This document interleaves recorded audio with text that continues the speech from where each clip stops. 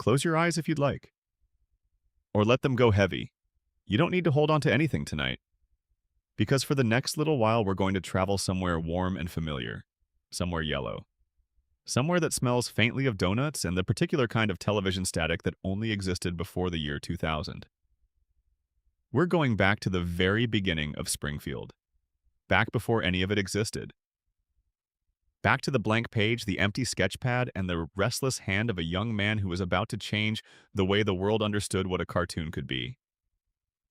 This is the origin story of The Simpsons, and it is, when you really sit with it, one of the most improbable, strange, and quietly beautiful stories in the history of American popular culture.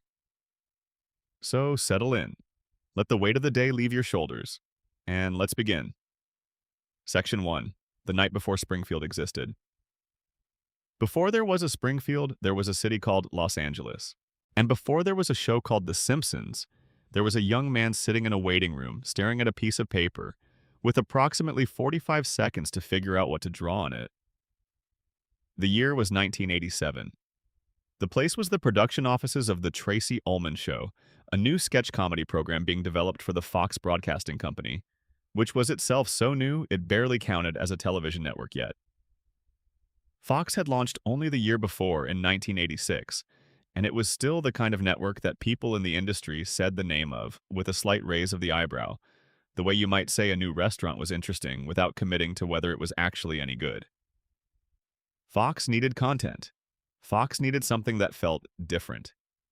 And a producer named James L. Brooks, who had already helped create some of the most beloved television of the previous decade, was putting together a variety show to fill that need. James L. Brooks was not a small figure. He was the man behind The Mary Tyler Moore Show and Taxi and Terms of Endearment, all of which had won awards and earned admiration and done the particular thing that the best American entertainment does, which is make you feel like you are watching something real even when you know you are watching something constructed. Brooks had a gift for warmth underneath comedy. He understood that the funniest moments in life are usually the ones that are also a little sad.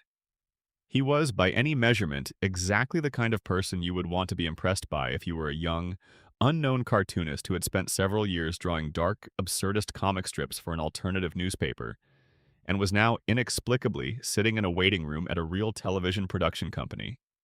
That young cartoonist's name was Matt Groening, and what happened next, in that waiting room, in those 45 seconds, became one of the founding myths of modern American television. Matt Groening had been invited to pitch a concept for animated interstitial segments, short cartoons that would air between sketches on The Tracy Ullman Show. He had planned to pitch a comic strip he had already been publishing for several years, a strange and melancholy strip called Life in Hell, which featured a round-headed rabbit named Binky and his son Sheba, and a recurring cast of miserable, lovable characters who spent most of their time experiencing the mundane catastrophes of modern existence. Life in Hell was not a cheerful comic strip. It was not the kind of thing you looked at and thought, this will become the longest-running primetime animated series in television history. It was the kind of thing you looked at and thought, whoever draws this has a very particular relationship with sadness. But it was his. It was original. It was recognizable. And it was what he had planned to walk into that room and talk about. And then, sitting in the waiting room, he changed his mind. The reason he changed his mind was practical rather than creative. If he licensed Life in Hell to Fox and the television production, the rights to the characters would become complicated. He had been self-publishing the strip for years. The characters were his livelihood. Handing them over to a television network felt like handing over a piece of himself that he was not quite ready to part with. So, in those 45 seconds, staring at that blank piece of paper, he did the only thing a cartoonist in a panic could do. He invented new characters on the spot. He named them after his own family. Not exactly like his own family, but close enough that the names felt warm and real and already lived in. Homer was the name of his father. Marge was the name of his mother. Lisa and Maggie were the names of his sisters. Bart was a name he invented by rearranging the letters in a word, though he has told that story in enough different ways over the years that the precise etymology remains pleasantly blurry. And the family's last name, Simpson, was chosen because it sounded like a slightly silly version of the word simple, which was either deeply intentional or a happy accident depending on who you asked and when. He sketched them quickly. Not carefully. not with the kind of deliberate artistic precision that would come later when animators in Korea would spend weeks rendering every frame of every episode. He sketched them the way you sketch something when you have 45 seconds in a waiting room chair and a career-changing meeting on the other side of a door. The drawings were rough, they were loose, they had that slightly chaotic energy of something created under pressure, which, it would later turn out, was exactly the energy the characters needed. The family he sketched was dysfunctional in the most recognizable way. There was a father who was large and slow and well-meaning in the blundering way of fathers who love their families without quite knowing how to express it gracefully. There was a mother who was patient and tall-haired and holding everything together with the kind of invisible effort that only becomes visible when you stop to really look at it. There was a 10-year-old son who was a hellion in the classic mode of boys who are bored by school and electric with mischief. There was an 8-year-old daughter who was too smart for everyone around her and knew it and felt the loneliness of that knowledge in her chest. And there was a baby, barely a character yet, just a presence, a pacifier, and a pair of eyes, quietly watching everything. He walked into the meeting with these 5 characters drawn on a piece of paper. He walked out with a development deal. James L. Brooks looked at those rough sketches and saw something. It is one of the small miracles of the entertainment industry that the right person looked at the right piece of paper at the right moment and recognized what was there. Because what was there in those rough, slightly wobbly drawings was something that the American television landscape had never quite had before. A family that looked wrong in all the right ways.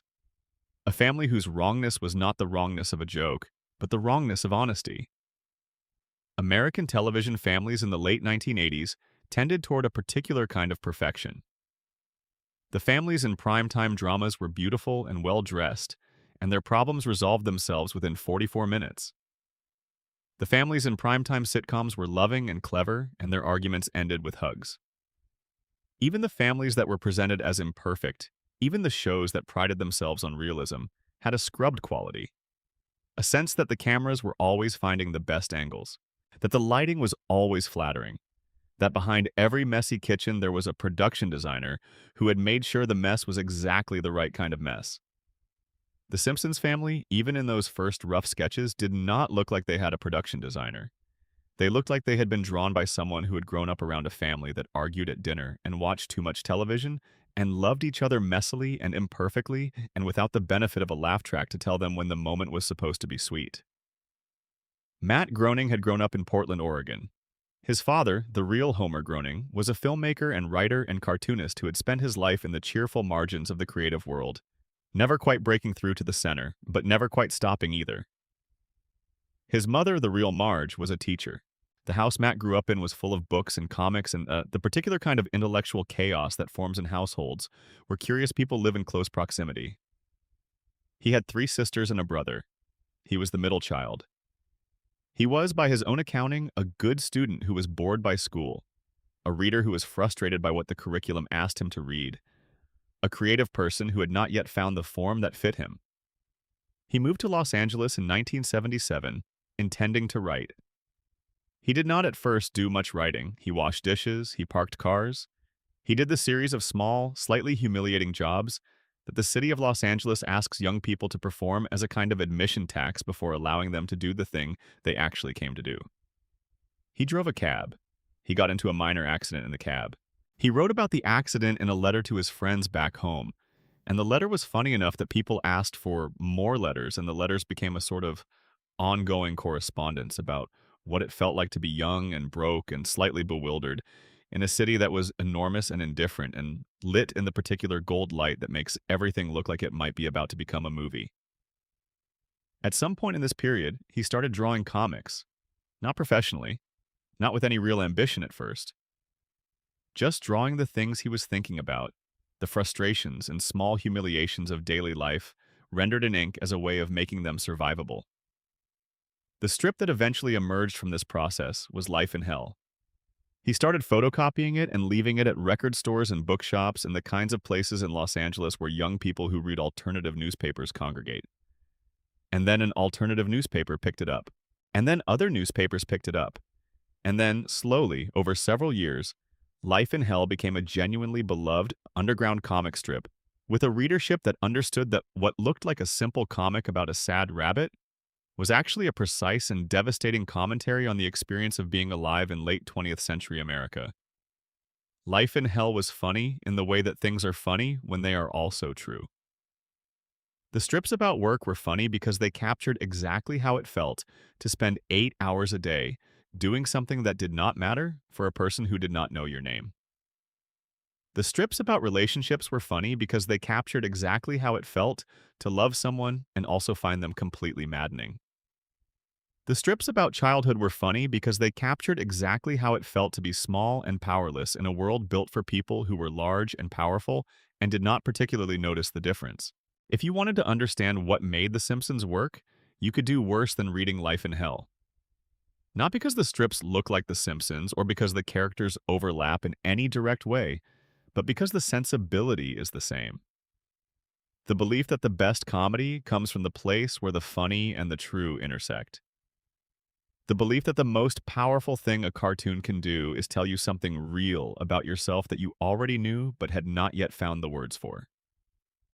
So there he was, 1987, Los Angeles. Sitting in a waiting room with a piece of paper and 45 seconds and the rest of his life about to turn a corner. The characters he drew in that waiting room were not polished. They were not, by any technical measure of animation, impressive drawings. The proportions were strange. The eyes were too large. The hands had 4 fingers, because drawing 5 fingers on animated characters was time-consuming. And Matt Groening has said in various interviews over the years that he is not entirely sure whether the 4-finger choice was a deliberate artistic decision or simply the most expedient thing to draw in the available time. It does not matter. What matters is that when James L. Brooks looked at those 4-fingered, bulging-eyed, yellow-skinned family members, he did not see a limitation. He saw a look. The yellow skin deserves a moment of its own. Yellow was not, at first, the plan. In the very earliest sketches, the characters were not a specific color because they were just pencil drawings. When it came time to decide what color the Simpsons family would be for their animated appearances on The Tracy Ullman Show, the decision was made partly by a colorist named Giorgi Palucci, who was working in the Klasky Tsupo animation studio, the small company in Hollywood that was assigned the task of turning Matt Groening's sketches into actual moving animation. The story, as it has been told in various retrospectives and DVD commentaries, is that she chose yellow because she was flipping through her markers and the yellow marker was nearby. That cannot be entirely the whole story because someone in the production process would have had to approve the choice, and the fact that it stuck suggests it was recognized immediately as right. Yellow was unusual. Yellow was warm. Yellow was the color of sunlight and cartoon cheese and warning signs and things that were bright enough to catch the eye without being aggressive about it. Yellow made The Simpsons look like nobody else. The decision to make Springfield an unnamed, nowhere-specific American town was also made early, and it was as intentional as the yellow skin. Matt Groening named the town after Springfield, Oregon, the town that existed near where he grew up. But he never told anyone that for a long time. And even when he eventually revealed it in an interview with the Smithsonian Magazine in 2012, the show continued to contradict the revelation in subsequent episodes, placing Springfield in geographic contexts that were inconsistent with Oregon and refusing, as it has always refused, to let the mystery settle. Springfield was everywhere. Springfield was nowhere. Springfield was the town you grew up in regardless of which town you actually grew up in. And that geographic ambiguity was one of the most quietly radical decisions in the history of American television. Because here is what it did. It meant that when a family in Alabama sat down to watch The Simpsons, they did not have to locate themselves in relation to a specific geography that was not theirs. When a family in Massachusetts sat down to watch, they did not have to adjust for regional difference. When a family in California sat down to watch, they did not have to do the slight mental translation that viewers always do when a show is set somewhere other than where they live. Springfield was their town. Springfield was everyone's town. And the family that lived in it, the loud and imperfect and deeply familiar Simpson family, was everyone's family. That is what Matt Groening drew in a waiting room in 1987. Not a television show. Not yet. Just a family. Just a rough sketch of 5 yellow people with large eyes and 4 fingers, and a house on a street in a town that did not exist on any map, but felt, from the very first moment, like somewhere you had already been. It would be 2 more years before the world got to meet them properly.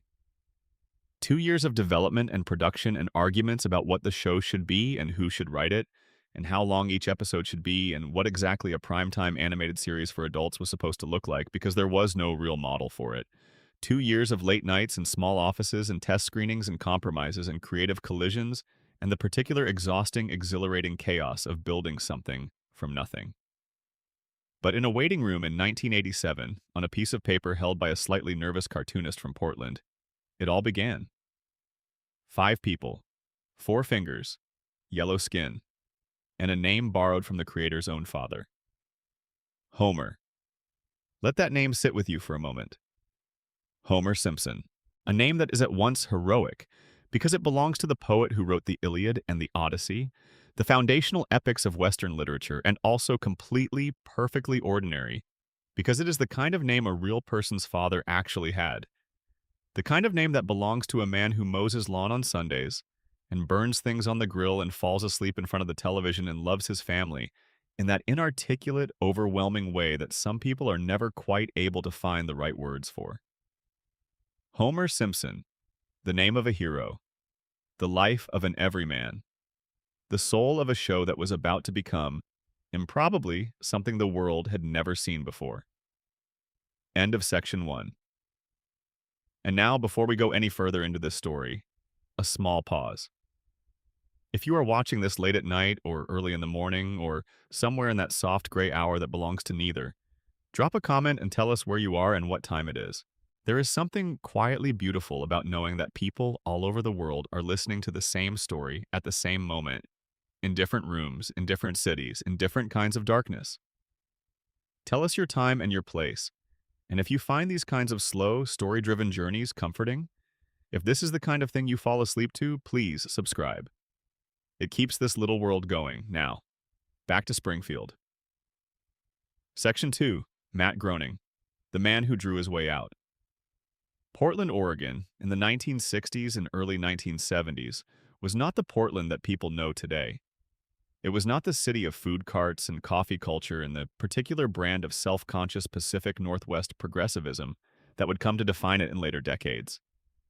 It was a smaller, quieter, wetter city, a working city with good bones and a certain kind of northern light that photographers and painters talk about in the way that people talk about things they love without entirely being able to explain why. It was a city of rain and bridges and the kind of gray that does not feel depressing, so much as simply honest. A city that did not feel the need to perform for anyone. Matt Groening was born there on February 15, 1954. He was the third of 5 children born to Homer Philip Groening and Margaret Ruth Wiggum Groening. And even reading those names, you can feel the television show assembling itself in the background. Homer. Margaret. The surname Groening, which is German in origin and connects back to a line of Mennonite families that eventually made their way to Canada and then southward into the American Pacific Northwest across several generations of careful, industrious, quietly creative people. His father, the real Homer Groening, is a figure worth spending some time with because understanding him helps explain a great deal about what Matt eventually made. Homer Groening was a filmmaker and writer and cartoonist who had spent his professional life in the cheerful, slightly undercompensated world of local advertising and documentary filmmaking. He was not famous. He was not, by the standards of the entertainment industry that his son would eventually enter, successful in any measurable way. But he was creative. Genuinely, compulsively creative in the way of people for whom making things is not a career choice but a biological necessity. He made short films. He wrote things. He drew things. The house the Groening children grew up in was full of art supplies and cameras and books and the evidence of a person who was always in the middle of a project. Matt has spoken about his father in ways that are warm and specific, and always slightly tinged with the recognition that he inherited something from him. Some combination of the compulsion to create and the particular humor that comes from seeing the world as slightly absurd and responding to that absurdity, not with despair, but with a drawing. Homer Groening found things funny. He shared that humor with his children. And what he shared, more than any specific joke or sensibility, was the understanding that humor was a way of being in the world, a mode of engagement, a means of making the unbearable bearable and the ordinary interesting. Margaret Groening, Matt's mother, was a teacher. She was, by multiple accounts from the people who knew her, a warm and intelligent woman with a strong sense of who she was and what she believed. She was the organizational and emotional center of a household that contained 5 children and 1 creative husband, and the particular productive chaos that tends to fill homes, where everyone has something they are making. She read to her children. She cared about education in the way that teachers often do, not as a formal institution to be submitted to, but as a living practice. Something you did with your eyes open and your mind engaged and your curiosity intact. It is not hard to see Marge Simpson in this description. The patience, the height, the hair that goes up rather than out, the tendency to be the person in the room who is holding everything together, while everyone else generates the chaos that needs holding together. Matt Groening has always been somewhat careful when asked directly how autobiographical the show is, giving answers that acknowledge the inspiration without reducing the characters to simple mirrors of his real family. But the warmth in both parents is undeniable. These were whatever their fictional counterparts might get up to on television. People who created a home where creativity was normal and humor was valued, and children were given the most important thing any child can be given, which is the sense that their inner life mattered. Matt was a voracious reader as a child. He read everything he could find. He loved comics with a particular and lasting passion. He loved the newspaper comic strips of the era, the ones that occupied that half page in the back of the daily paper, where artists with real talent were doing something interesting in an extremely compressed space. He loved the Mad Magazine aesthetic of smart, slightly anarchic humor, directed at authority and pretension. He loved Charles Schulz's Peanuts, which was doing something genuinely radical under its deceptively gentle surface, telling the truth about childhood loneliness and adult incomprehension, and the gap between what people feel and what they are able to say in a format that was read by millions of people who never entirely noticed how honest it was being. He started drawing young, not in any formal or trained way. He was not, by his own accounting, a technically gifted draftsman who could render realistic human figures or architectural spaces with precision. He was the kind of draftsman who could capture something, a feeling, an expression, the particular quality of a moment, with a very small number of lines. Which is, in some ways, the more useful skill. School was complicated for him in the way school tends to be complicated for children who are genuinely curious about learning, but not particularly interested in the specific form that school requires learning to take. He did well when the material engaged him. He was impatient when it did not. He got into trouble occasionally, not the serious kind of trouble that leaves marks on a record, but the mild kind of trouble that comes from being the person in the room who notices when something is absurd and says so. He has described in various interviews a moment in high school that stayed with him. A teacher confiscated some of the drawings he was making in class and told him in some version of the classic dismissive authority figure statement that he would never make any money drawing silly pictures. Matt Groening has mentioned this story enough times that it clearly lodged in him somewhere, in the place where things go when they sting enough to become motivating. The teacher was not entirely wrong. Making money drawing silly pictures is a genuinely unlikely outcome. But she was not right either. And the fact that Matt Groening went on to build one of the most financially successful and culturally influential cartoon franchises in history feels retroactively like a very specific and elegant form of revenge. He graduated from high school and went to Evergreen State College in Olympia, Washington. Evergreen was and remains a genuinely unusual educational institution. It was founded in 1967 on the principle that students learn better without grades, without required courses, without the rigid departmental structure that organizes most universities. Students at Evergreen design their own programs of study, often in collaboration with faculty, in interdisciplinary groups that bring together whatever combination of subjects the student finds meaningful. It is the kind of place that would appeal to someone who found the formal structure of education frustrating, but who was genuinely hungry to learn. It is the kind of place that produces artists and writers and musicians and people who go on to build institutions that did not previously exist. At Evergreen, Matt edited the school newspaper. He wrote, he drew, He started developing the sensibility that would eventually become Life in Hell, the sustained absurdist worldview that found comedy in misery and meaning in the mundane. He was reading Kafka and Beckett, and the kind of literature that treats the human condition as simultaneously tragic and comic, that finds in the fact of our predicament not cause for despair, but cause for a very specific kind of dark, precise, beautiful laughter. He moved to Los Angeles in 1977, the year he graduated. He moved, like thousands of young people move to Los Angeles every year, with the understanding that he was going to do something creative and the somewhat less clear understanding of exactly what that something would be. Los Angeles received him the way it receives most young creative people, with indifference and occasional opportunity and the persistent mild hostility of a city that has seen too many people with big ideas and does not get particularly excited about any of them until they have proved themselves. He took jobs: the cab driving job, the dishwashing job, various other jobs in the long tradition of people who are doing the necessary thing while waiting for the possible thing.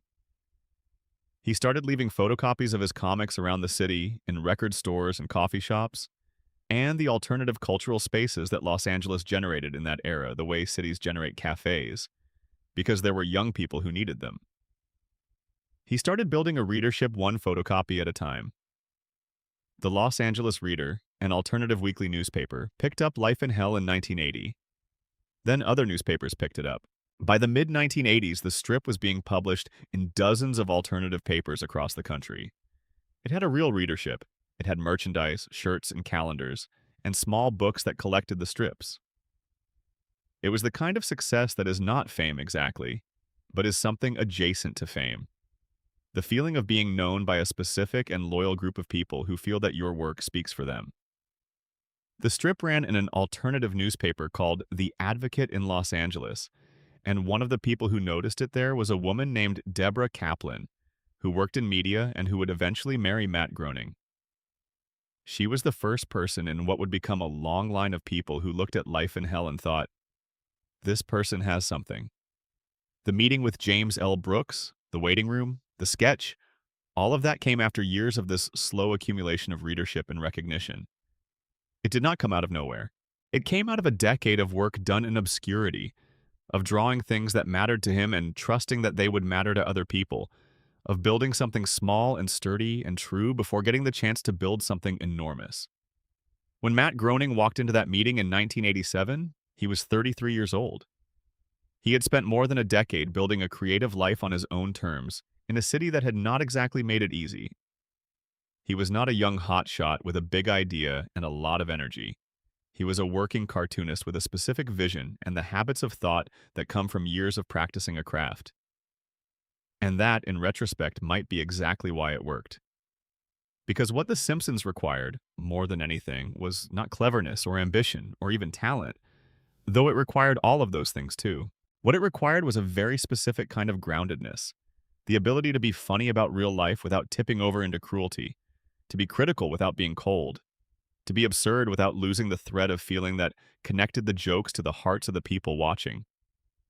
Matt Groening had spent a decade drawing that exact quality into Life in Hell, into Binky the Rabbit and his miserable daily life, into the strips about work and relationships and the particular ache of being alive in a time and place that was enormous and strange and full of things you had not asked for.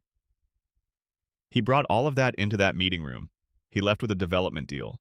He went home and sat with the characters he had sketched in those 45 seconds, and he started building them into something real. There is a version of this story that presents it as a sudden, spectacular success. The young cartoonist walks into the room with his sketch, the network loves it, the show gets made, everything explodes into cultural phenomenon. And there is truth in that version.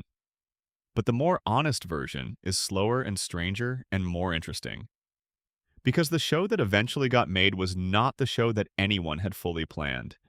It was the result of a collision between several different visions, several different people's ideas about what animation could do, and what comedy should be, and what American families looked like when you took the production design away and let them just be themselves.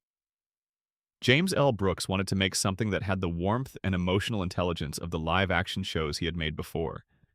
He wanted characters who felt real even when the situations were absurd. He wanted, underneath the comedy, something that would make people feel something. Matt Groening wanted to make something honest, something that did not smooth over the friction of family life, something that knew that fathers were sometimes stupid and mothers were sometimes frustrated, and children were sometimes angry, and the house was not always clean, and the money was not always there, and love was real and imperfect and present all at the same time. And the show that eventually emerged from the collision of these two visions was something that neither of them could have made alone. Something that was funnier than what Brooks would have made without Groening, and more emotionally resonant than what Groening would have made without Brooks, and stranger and more alive and more enduring than either of them could have predicted in the beginning.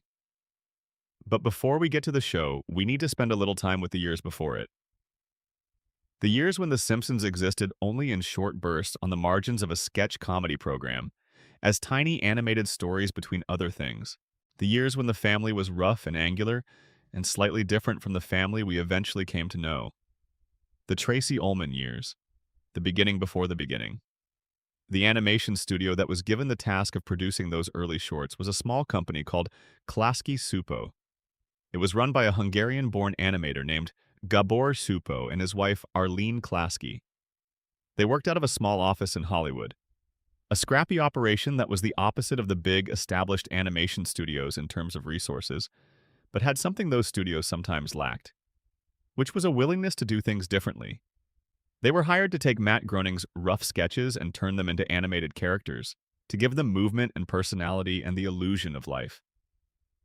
The animation they produced was, by the standards of what The Simpsons would eventually look like, rough. The characters moved stiffly. The colors were sometimes inconsistent. The drawings had a slightly wobbly quality that later animators would iron out, but that, in those early shorts, gave the family a strange and particular energy, like something that had been drawn quickly by someone who was drawing the truth faster than their hand could keep up with. But the characters were there. Homer was there, large and bumbling and prone to accidental damage. Marge was there, patient and increasingly tested. Bart was there, a small explosion in sneakers. Lisa was there, quietly knowing. And Maggie was there, watching everything through those enormous eyes. They were not yet who they would become. That process would take another 2 years and a different format, and a group of writers who were about to change what television comedy could do. But they were there, and that was enough to begin. Section 3, The Tracy Ullman Years, 5-Minute Worlds. The Tracy Ullman Show premiered on the Fox Broadcasting Company on April 5, 1987.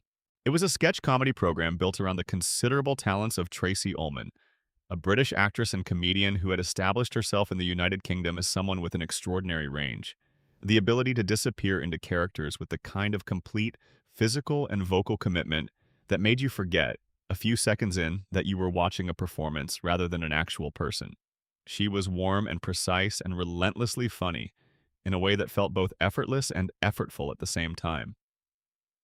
Fox had brought her to America with the idea of building a show around that talent, a variety program that could showcase what she did, while also establishing Fox as a network that was willing to do something different from the 3 established networks. The format of The Tracy Ullman Show was built around sketch comedy, with musical numbers and the small animated segments that would eventually give the world The Simpsons slotted between the live-action material. The animated segments were short, very short.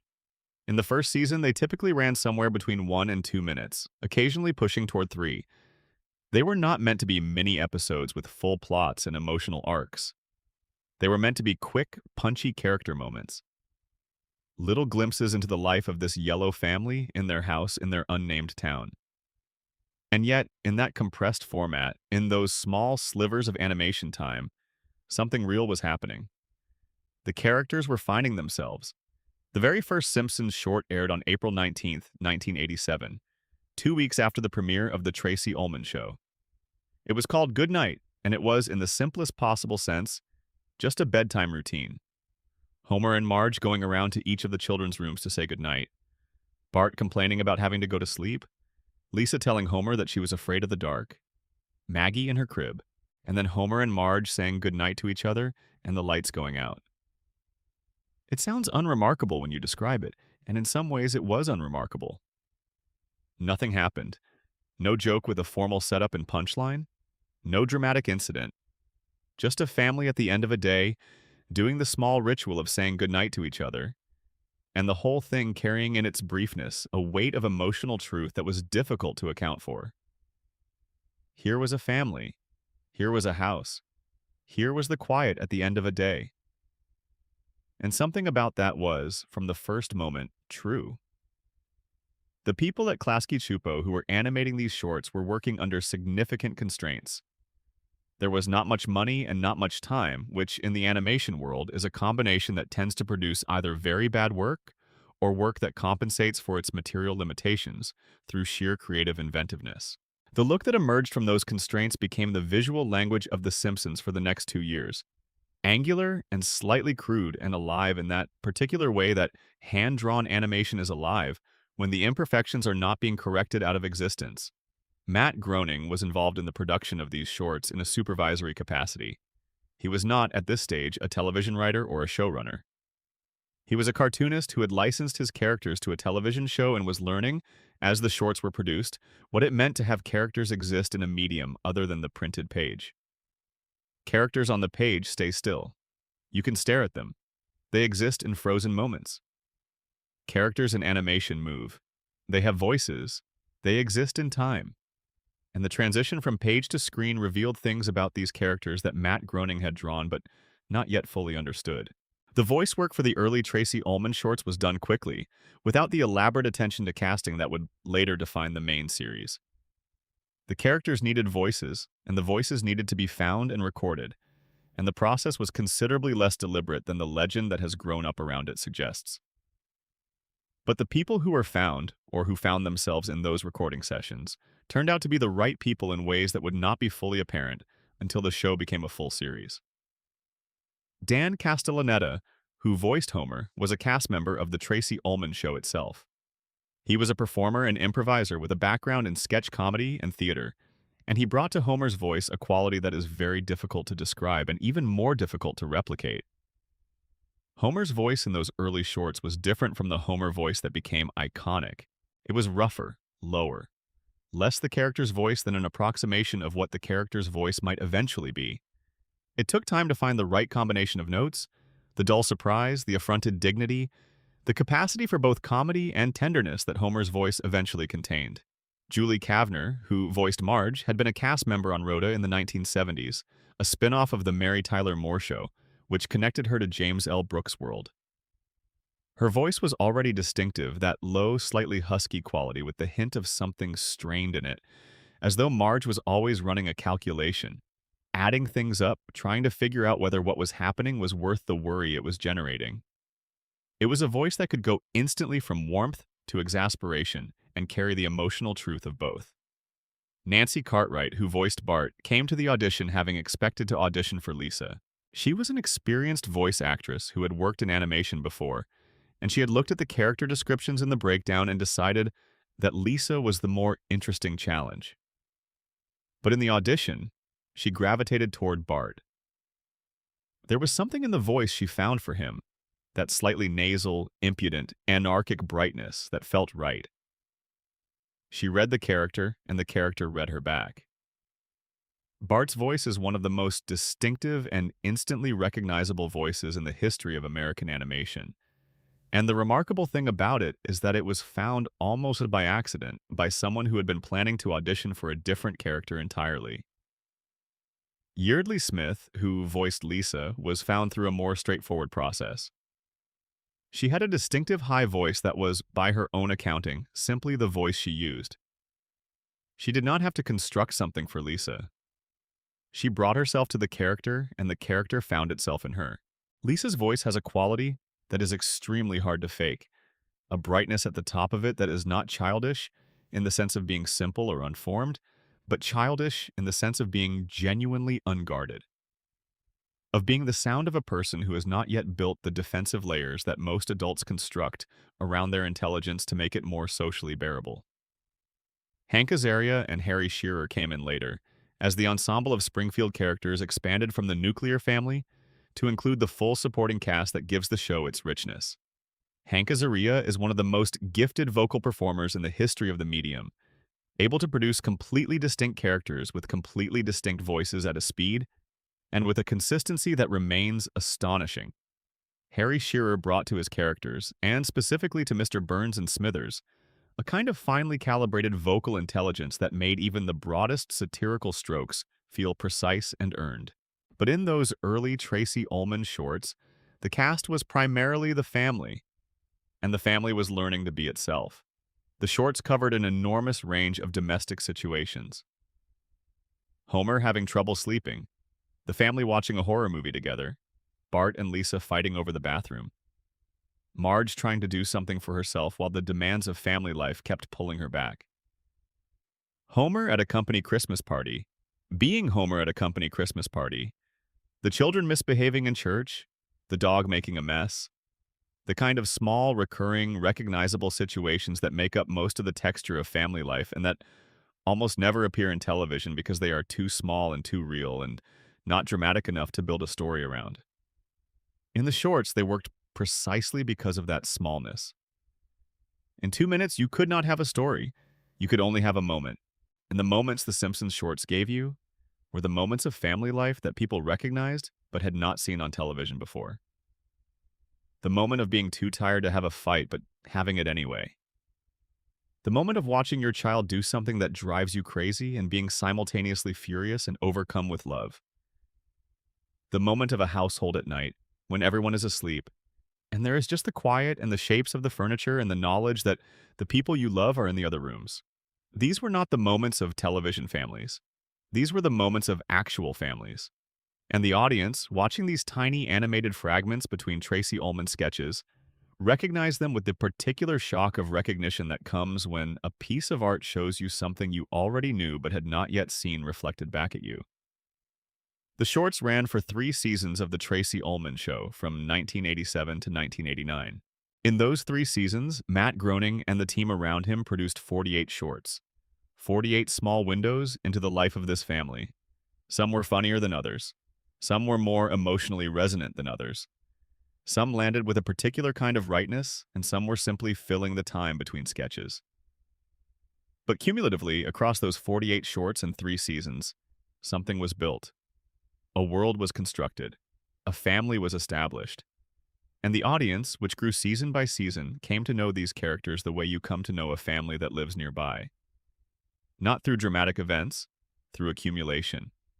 Through the slow building of recognition that happens when you see someone regularly enough that they start to feel like part of your life. By the end of the 3rd season of The Tracy Ullman Show, The Simpsons shorts were drawing more attention than any other part of the program. Not universally. Not in the kind of numbers that would later define the main series. But consistently.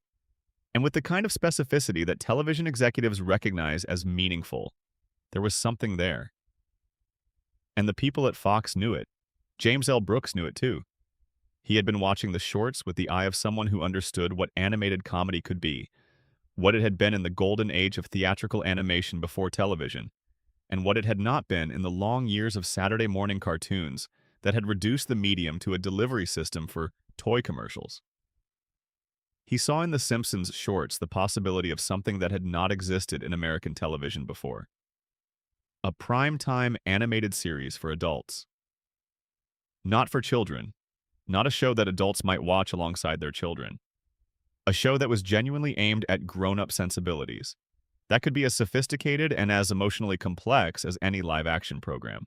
That could be, in fact, more sophisticated and more emotionally complex than most live-action programs because animation did not have the limitations of live-action. Animation could go anywhere. Could do anything, could show you the inside of a character's imagination as easily as it showed you their kitchen. The conversation about whether to develop The Simpsons into a full-length series began somewhere in 1988. It was not a simple conversation. It involved Fox, it involved Gracie Films, which was James L. Brooks's production company, it involved Matt Groening, and it involved the difficult question of who was going to write the show. Because the shorts had not had a writer's room. They had had Matt Groening mostly working with the animators and occasionally with a small group of people to generate material for those brief, punchy moments. But a full-length episode of television, even an animated one that was only 22 minutes long, was a fundamentally different proposition. It required stories, full stories, with beginnings and middles and ends. It required characters who could carry those stories without becoming predictable or exhausting. It required a voice for the show, a consistent tone and perspective that could hold across a full episode without collapsing into incoherence. Finding that voice, building that writer's room, shaping the show from a collection of brief animated moments into a full, sustained, enduring piece of television storytelling, that was the work that would happen over the next year. And it would be done, in large part, by a group of writers who were about to become some of the most influential voices in the history of American comedy. But before we get to the writers, there is one more thing to say about the Tracy Ullman years.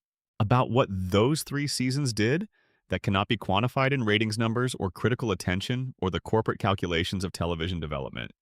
They gave the characters time. Not a lot of time, 2 minutes at a stretch, 48 times over 3 years. But time nonetheless. Time to become themselves. Time to develop the specific gravity that characters develop when they are allowed to simply exist repeatedly in the presence of an audience that is paying attention. Homer was becoming Homer. Not fully. Not yet. But the shape of him was there. The large, well-meaning, easily confused, deeply loving shape of him. And Marge was becoming Marge. And Bart and Lisa and Maggie were finding their edges, the particular way each of them fit into the world and did not fit into it. By 1989, when the decision to go to series was finalized, the Simpsons family had been alive for 2 years.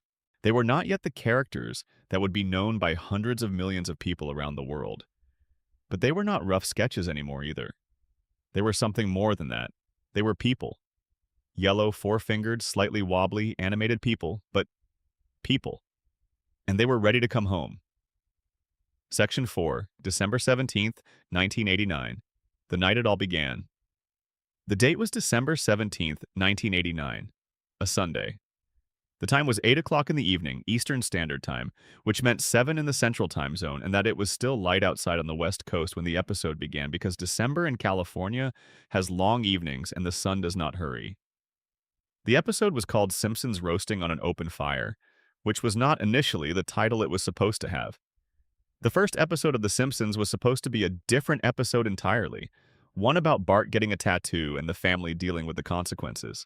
That episode, which would eventually air as the second episode of the first season under the title Bart the Genius, was produced first.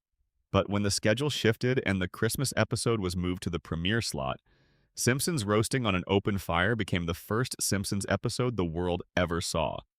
It was a Christmas episode. A story about Homer discovering that he was not going to receive his annual Christmas bonus from the power plant, which he had been counting on to buy gifts for the family. Unable to tell Marge the truth and unwilling to let the family have a Christmas without presents, Homer secretly took a second job as a department store Santa Claus. He was not a convincing department store Santa Claus. He was recognizably Homer in a Santa costume, the bumbling good intentions and the slightly chaotic execution that had always defined him. The job did not pay enough, and at the end of his shift he received a tip from a coworker about a dog racing at a local track, a dog called Santa's Little Helper. Homer bet what little money he had on this dog. The dog lost. In fact, the dog lost so badly, and the owner was so disgusted with the animal's performance, that the dog was discarded, simply abandoned at the racetrack, left to find its own way in the world. And Homer, standing at the track with no money and no gifts and no plan, looked down at this abandoned greyhound. And the dog looked back up at him. He brought the dog home. That was the resolution. Not a windfall, not a sudden recovery of the bonus money or a last-minute miracle. Just a man who had failed, recognizably and completely, to do what he had set out to do, bringing home a dog he could not afford as the family's Christmas present. And the family, when they saw the dog, was not angry at Homer for his failure. They were happy. They loved the dog. The dog became part of the family. And the Christmas that had seemed like it was going to be a disaster became somehow enough. That was the first episode of The Simpsons. And if you wanted to understand in a single story what the show was going to be, you could not do much better than that. A family under economic pressure. A father trying and failing and trying again. A resolution that was not triumphant, but was real. An ending that was warm without being saccharine, that acknowledged the difficulty of life while insisting, gently but firmly, that difficulty could be navigated if you had people to navigate it with. The response was extraordinary. 33 million people watched the premiere of The Simpsons. 33 million. That number is almost incomprehensible by the standards of contemporary television, where a hit show on a streaming platform might reach a fraction of that in its total global audience. In 1989, when there were 4 broadcast networks and no streaming services and no social media to divide attention, 33 million people choosing to watch a single program was a significant cultural event. It meant that nearly 1 in 8 Americans watched The Simpsons on the night it premiered. The reviews were mixed. Not universally negative, but mixed in that way that is more interesting than universal praise, because it suggests that the show was doing something that not everyone knew how to think about yet. Some critics recognized immediately what they were watching, something new and sharp and genuinely funny that was also genuinely feeling. Other critics were more cautious, noting the technical crudeness of the animation and the unconventional structure, and the sense that this was a show that was not quite like anything else and therefore difficult to place in the existing critical vocabulary. But the audience knew. The audience, those 33 million people who had tuned in on a Sunday evening in December, knew they had watched something. And they came back the following week, and the week after that, and the audience grew rather than shrank as the season progressed, which is the surest sign that a show is doing something right. The first season consisted of 13 episodes. It ran from December 1989 through May 1990, and across those 13 episodes, the show established the core of what it would be for the next decade. The characters became themselves. Homer became Homer. Not entirely, not all at once, but progressively, episode by episode, finding the specific combination of stupidity and love and physical comedy and genuine feeling that would make him, eventually, one of the most recognizable fictional characters in human history. The writers were doing something in those first season episodes that is very difficult to describe without making it sound more deliberate than it was. They were exploring.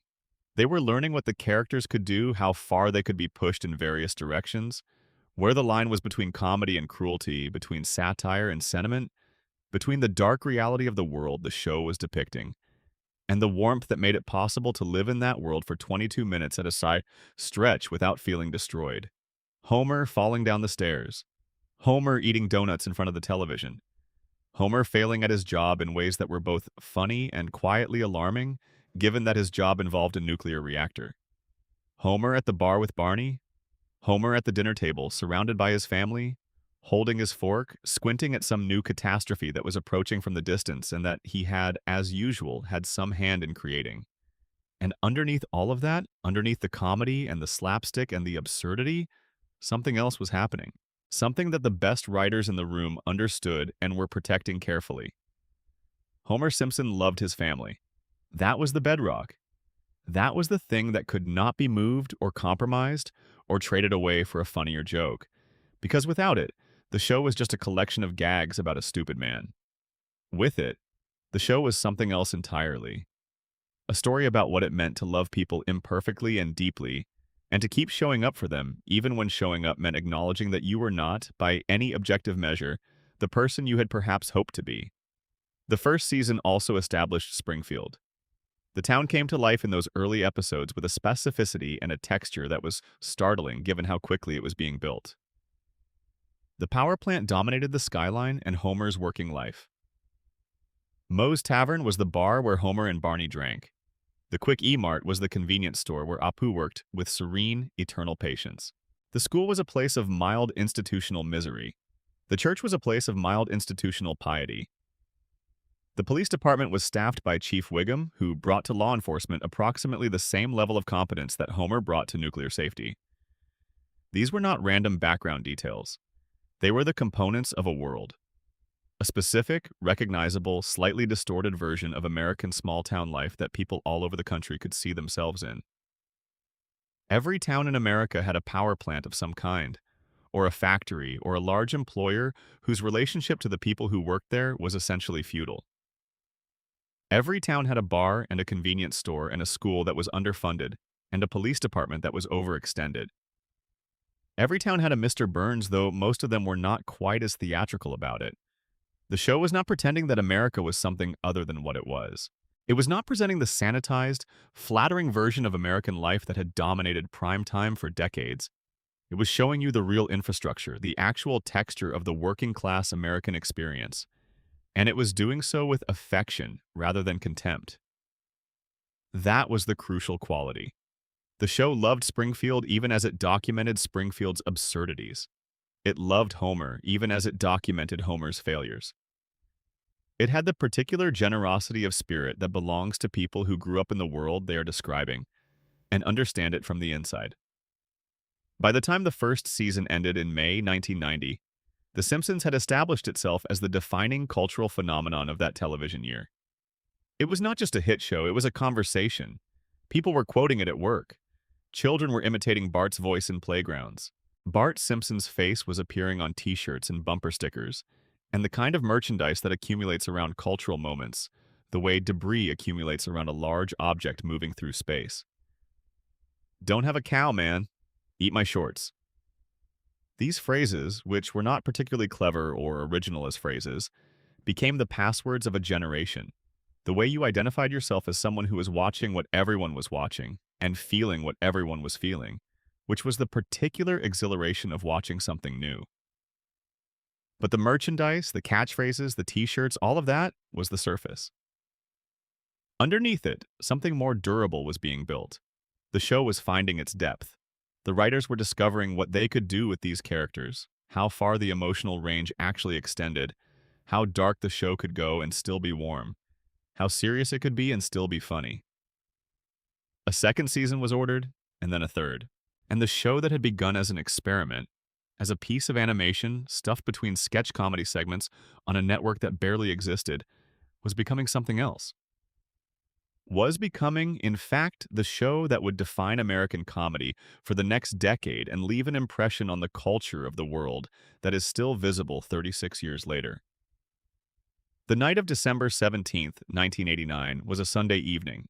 The days were short, and the nights were long, and somewhere in living rooms all over America, families were watching a yellow family have a bad Christmas that turned into a good one because of a dog. And something had begun.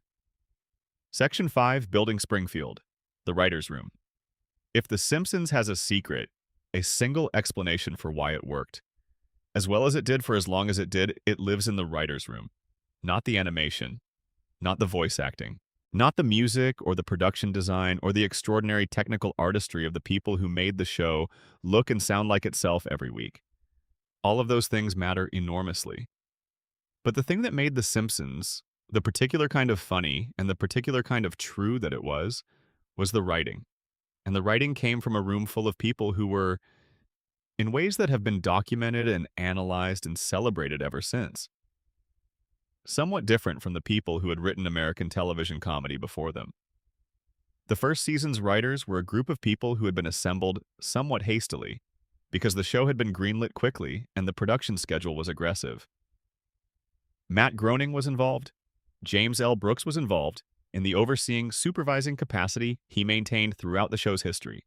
Al Jean and Mike Rice were involved, two Harvard-educated writers who had worked on The Tonight Show and whose comedy sensibility was quick and smart and slightly nerdy in the best possible way. Sam Simon was involved, and his contribution to the show in those early seasons deserves particular attention because it has been both celebrated and complicated by subsequent history. Sam Simon was a showrunner, one of the first true showrunners of The Simpsons, and he brought to the production a degree of organizational and creative discipline that the show needed to survive its early seasons.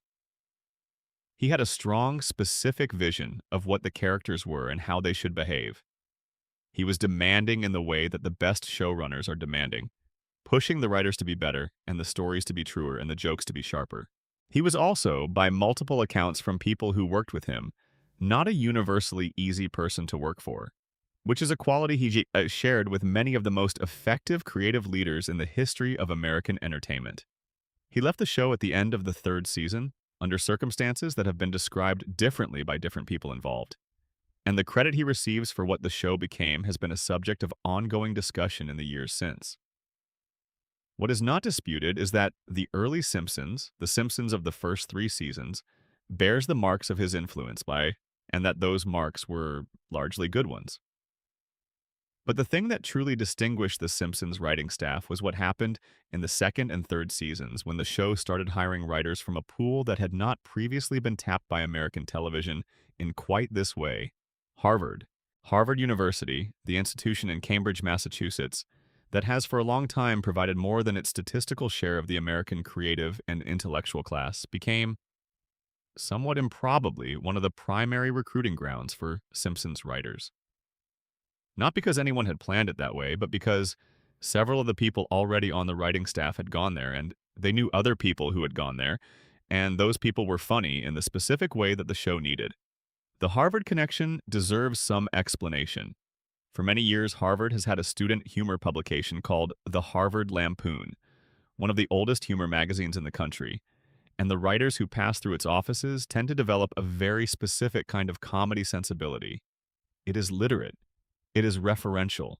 It is comfortable with complexity. It can do broad and it can do subtle, and it understands that the best jokes often work on multiple levels simultaneously, saying one thing on the surface and something else, something more honest or more strange or more interesting, underneath. The Simpsons writers who came from this background brought that sensibility with them. Conan O'Brien, who later became one of the most successful late-night hosts in television history, was a Simpsons writer in the third and fourth seasons. He wrote some of the most celebrated episodes of those years, including Marge versus the Monorail, which is among the most beloved episodes the show has ever produced. A dense, layered, brilliantly structured comedy that worked as a parody of The Music Man and as a satire of local politics and as a character study of Homer's susceptibility to charismatic salesmanship all at the same time. He left the show when he was offered the job hosting Late Night with Conan O'Brien in 1993, and the show he made over the following decades bears the unmistakable marks of the sensibility he developed writing for The Simpsons. George Meyer, who is often cited by people who worked on the show as the most influential writer in its history, was not from Harvard but from the same intellectual tradition. He had worked on David Letterman's show and had developed a writing style that was spare and precise and capable of landing jokes with the specific kind of surgical accuracy that good comedy requires. He had also, before working in television, been part of a humor magazine called Army Man, which he published himself and which was, for its brief existence, one of the funniest publications in the country. Meyer's influence on The Simpsons is difficult to point to in individual episodes because he was more of a writer's writer, the person in the room who made every other writer's work better through the precision of his notes and the standards he held the room to. John Swartzwelder was another figure whose contribution to the show was enormous, and whose personality was, to put it gently, unconventional. He worked from home, primarily, submitting scripts through the mail. He did not, as a rule, attend the writer's room. He was reclusive in a way that bordered on legend among people who worked with him. And yet the episodes he wrote are consistently ranked among the best in the show's history, dense with jokes that work on every level and structural cleverness that rewards multiple viewings, evidence of a comedic mind that was operating at a frequency that was not quite like anyone else's. There was also Mike Scully, who would later become a showrunner, and David Merkin, and Ken Keeler, who had a PhD in mathematics, and Jeff Martin and John Vitti and the Oakley and Weinstein team who ran the show during seasons 7 and 8 and produced some of its most celebrated work. And many others, a rotating cast of brilliant, competitive, educated, slightly sleep-deprived people who came to work every day in a room with a whiteboard and argued about what Homer would actually do in a given situation. That last part is important. The arguments about what Homer would actually do, what Marge would actually do, what Bart would actually do. The writer's room of The Simpsons, particularly in the golden age of the 3rd through 8th seasons, operated according to a principle that was both simple and demanding, which was that the characters had to be consistent. They had to be true to themselves. A joke was not good enough if it required a character to behave in a way that the character would not actually behave. A story was not good enough if it required the characters to be stupider or crueler or less themselves than the characters actually were. This sounds obvious. It is not obvious. Most television comedy, even good television comedy, operates on a looser principle. Characters behave as the joke requires them to behave. They are instruments of the comedy rather than people who the comedy is about. The Simpsons, at its best, inverted this. The comedy was about the people. The jokes grew out of who these specific people were and how they specifically related to the world. And that meant the writers had to know who these people were more precisely than the writers of most television shows know their characters. They knew that Homer was not stupid in the way of a mean joke about stupidity. He was cognitively limited in a specific way that was distinct from ignorance and distinct from malice. He could not hold on to information that was not personally interesting to him. He could not follow chains of reasoning that required him to sit still for more than a few seconds, but he had specific, deep knowledge in areas that mattered to him. He knew beer, he knew donuts, he knew television. He knew with a kind of intuitive precision that bypassed reasoning entirely what his children needed emotionally, even when he could not articulate it, and even when his attempts to provide it went spectacularly wrong. They knew that Marge was not simply the patient mother, the long-suffering wife, the straight man to everyone else's comedy. She had her own interior life, her own frustrated ambitions, her own capacity for anger and longing, and the quiet grief of a person who might have been something other than what she became and has made her peace with that, mostly, and is still, sometimes, not entirely at peace with it. They knew that Bart was not simply a rebel. He was a specific kind of rebel, one whose rebellion was rooted in intelligence and boredom rather than genuine nihilism. He cared in the way of children who are told they should not care very much. He cared about his family, about his friendships, about justice in the specific and personal form that children understand justice as the difference between what someone deserves and what they get. He was not mean, he was mischievous, and the distinction mattered. They knew that Lisa was the character who bore the most dangerous gift the show had to offer, which was the awareness that things were wrong and the inability to stop noticing. She was the character who looked at Springfield and saw it clearly, who understood the gap between what the world said it was and what it actually was, and who had not yet developed the defensive numbness that most adults develop to survive that kind of seeing. She was brilliant and lonely and infuriating and heartbreaking in ways the show returned to again and again, finding new dimensions in the character across hundreds of episodes. The process of developing an episode in the early seasons was collaborative in the extreme. Ideas were pitched in the room. Outlines were developed and torn apart and rebuilt. Scripts were drafted and then subjected to the table read, which was the moment of reckoning when the writing staff sat around a large table and heard the script performed out loud for the first time. And the jokes that worked landed, and the jokes that did not work became obvious immediately in the way that jokes always do when you hear them out loud in a room full of people who are paying attention.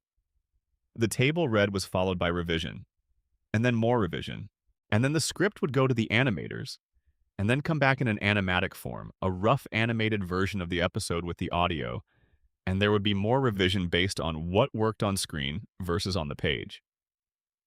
And then there would be the animation itself, which was now being done in Korea at a studio called KOM, because the costs of animating in Los Angeles had become prohibitive, and the overseas option was significantly less expensive, a fact that had significant implications for the look of the show in its early seasons and for the economics that made it viable as a weekly series. The process was lengthy and complicated, and the episodes that emerged from it were, at their best, the product of more drafts and more notes and more argument and more careful attention than almost any other form of television comedy was receiving. The jokes that made it to broadcast had survived a gauntlet. They had been tested against the sensibilities of a room full of very funny, very exacting people, and if they were not good enough, they had been cut and replaced with jokes that were. This was not a show where the first idea was the one that made it to air. And the stories. The stories of those early Golden Age episodes deserve a kind of attention that is separate from the jokes, because the structural intelligence of those episodes is one of the least discussed but most important aspects of what made the show extraordinary. Take a Season 4 episode called Homer's Triple Bypass. Homer has a heart attack. The story that builds around that premise is, on its surface, a comedy about Homer's cardiac health and the state of American healthcare. But what the episode actually is, underneath the comedy, is a meditation on mortality and what it means to love someone who you know is going to die. Homer's surgery is complicated. The surgeon is not reassuring. And in the episode's most extraordinary sequence, Homer goes around the house saying goodbye to his family, just in case. He says goodbye to Bart, and the scene is achingly funny and heartbreaking at the same time. Homer stumbling through a conversation about life and death with a 10-year-old boy who is not ready to hear it, and a father who is not ready to say it. That is not the scene of a show that is just making jokes about a fat man who eats too many donuts. That is the scene of a show that understands that the fat man who eats too many donuts loves his son and is terrified of leaving him and is expressing that terror in the specific, bumbling, inadequate way that Homer expresses everything, and that the inadequacy does not diminish the love but makes it more moving because it is recognizable. The writer's room built those scenes. They argued about them and drafted them and revised them and argued about them some more. And the scenes that emerged were the product of a collective intelligence that was, in its best seasons, one of the most impressive creative collaborations in the history of American comedy. It is worth saying something about what the show was doing culturally at this moment. The late 1980s and early 1990s were a particular moment in American life. The economy was complicated, with the specific anxieties of a middle class that was beginning to feel the pressure of stagnating wages and increasing costs and the slow, accelerating disappearance of the kind of stable, well-compensated working-class employment that had defined American life in the post-war decades. The political culture was shifting. The culture war, which would eventually come to define American public life in exhausting ways, was beginning to take its modern shape. There was a sense, not universal but widespread, of a country that was in the middle of becoming something other than what it had been and was not entirely sure what that something was. The Simpsons spoke to this moment with a precision that no other television show was matching. It showed you the working-class American family in a context that acknowledged the economic pressures and the institutional failures and the specific ways that the American dream was both real and insufficient. And it did all of this while making you laugh, while making you love Homer, while making you feel, watching this yellow family in their yellow house in their impossible town, that the particular mess of the American experience was survivable, was even beautiful in its own chaotic way, because the love was real even when everything else was not working. That was what the writer's room built. Episode by episode, season by season, draft after draft after draft. They built a world that was honest and warm and funny and true, and they built it with more care and more intelligence and more creative ambition than the medium of Saturday morning cartoons, which was the closest available reference point, had ever asked anyone to bring to animation before. Springfield was theirs, and they built it to last. Section 6, The Voices Behind the Yellow Family. There is a recording studio in Los Angeles. It is not glamorous as recording studios go. It has the standard equipment, the glass partition between the booth and the control room, the microphones on their stands, the headphones, the stacks of script pages held together with paper clips. What happens in this studio, or in studios like it across the decades, is simple enough to describe. People stand at microphones and say words. They say the words in specific ways, with specific inflections, in specific voices that they have either discovered or constructed, or some combination of both.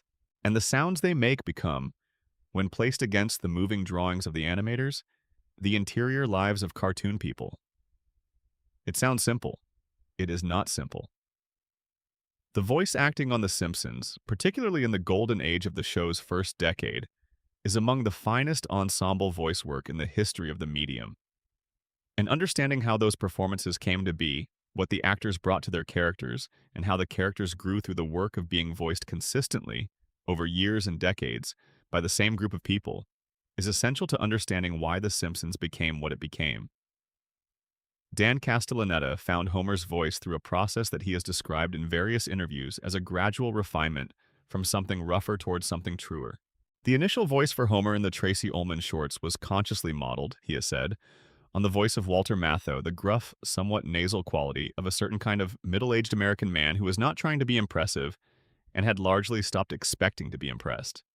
Over the years of the shorts and then the early seasons of the main series, the voice evolved. It became less of an impression and more of its own thing. It found the specific combination of dull surprise and injured dignity and genuine warmth that is Homer's vocal signature. The dull surprise is important. Homer is frequently surprised. Things happen to him that are objectively surprising, and he responds to them with a particular quality of surprise that is not quite the normal response. The surprise is slightly delayed. It is as though Homer's brain takes a beat longer than average to process that something unexpected has happened.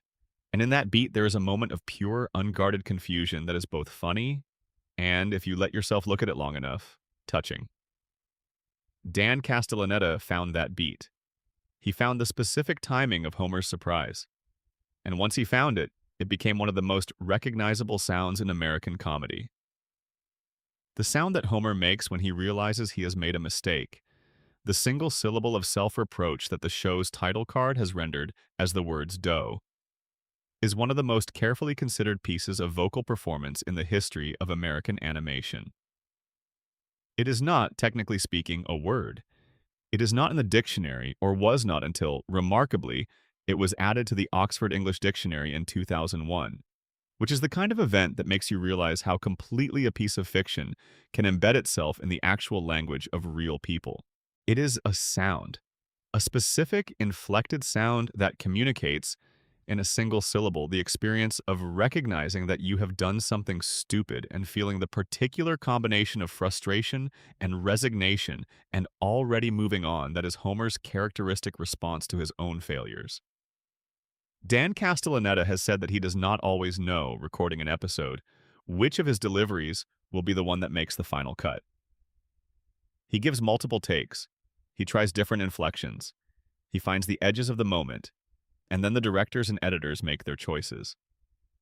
The performances that reach the air are the result of both his work and those choices. Julie Kavner's Marge is a vocal achievement that is almost as difficult to describe as it is impossible to imitate. The voice has a quality that is uniquely itself, low and slightly husky, and always carrying in it the sense of someone who is doing the work of keeping things together and is very, very good at it, while not being unaware of how much work it is. It is not a glamorous voice. It is not designed to be noticed for its own qualities. It is designed to belong to Marge, to be the specific sound of that specific woman, and it accomplishes this with such completeness that it is almost impossible to hear Julie Kavner's voice speaking as herself in interviews or public appearances without immediately thinking about Marge. She has spoken about the physical demands of maintaining the voice over decades. The voice is not entirely natural. It requires a specific production that is hard on the vocal cords and that she has managed carefully across the show's long run. There are episodes where you can hear, if you are listening closely, the strain of it. And there is something in that strain, paradoxically, that makes the performance more real. Marge is a person who is always working a little harder than anyone around her realizes. Nancy Cartwright and Bart Simpson have what might be the strangest relationship in the history of voice acting. She is a woman in her 60s voicing a 10-year-old boy, and she has been doing this for 36 years. And she has said in various contexts that the relationship between herself and the character is one of the most complex she has ever had to think about. Bart is not her. He is almost her opposite in some respects. He is impulsive where she is measured. He is anarchic where she is organized. He is 10 where she is increasingly not 10. And yet the voice is perfect. It is the sound of a very specific kind of American boyhood. The kind of boyhood that is intelligent and bored and full of energy, that has no adequate outlet and is therefore directed toward whatever is available, which is usually mischief. It is a voice that can crack with genuine emotion in the episodes that require it, and then snap back to its baseline of cheerful defiance in the next breath. It is a voice that has aged subtly across 36 years, without aging in any way that matters because the animators keep drawing Bart at 10, and the voice, somehow, keeps finding its way back to that place. Yeardley Smith and Lisa share a quality that is rarer in voice acting than you might expect, which is that the voice seems to come from somewhere true. There is not, in Yeardley Smith's performance as Lisa, any sense of construction. The voice does not feel built, the way some voice acting feels built, assembled from components chosen for their distinctiveness. It feels found. Found in the specific register of a very bright child who is not entirely comfortable with the weight of what she knows and carries it in her voice, in the slight tightness in the upper register that is not sadness exactly, but is what you hear when sadness is being very carefully held in check. The episodes in which Lisa is the emotional center, the episodes where she is lonely or misunderstood or struggling against the limitations of her world, are the episodes where Yeardley Smith's work is most precisely felt. She does not play Lisa's sadness as sadness. She plays it as intelligence that has bumped up against something it cannot fix, which is a very different and much more interesting thing. Hank Azaria is, by the accounting of virtually everyone who has worked with him, a vocal performer with abilities that fall somewhere outside the normal range of what humans can do. He voices an extraordinary number of characters in The Simpsons, dozens of Springfield residents, each with a fully realized voice that is distinct and consistent and alive in its own right. Apu, the convenience store owner, with the specifically Indian American quality of his speech. Chief Wiggum, with the nasal, self-satisfied authority of a man who is confident in his competence without having any actual competence to be confident about. Mo Shislak, with the raspy, slightly wounded voice of a man who has been disappointed by life repeatedly and is keeping a careful and bitter tally. Comic book guy, with the precise, contemptuous enunciation of someone who has dedicated his life to expertise in things that do not require expertise. Each of these voices is fully inhabited. Each of them is consistent across decades of performance. Each of them contains within it a complete character, a specific life, a person who has a history and a set of opinions and a way of moving through the world that is entirely their own. Hank Azaria has said that he finds the voices rather than creates them, that there is a moment in the development of each character when something clicks into place and the voice arrives fully formed. The speed at which this process seems to happen in him is one of the more striking features of his talent. Harry Shearer is the member of the main cast who, in some ways, carries the show's most philosophically interesting assignments.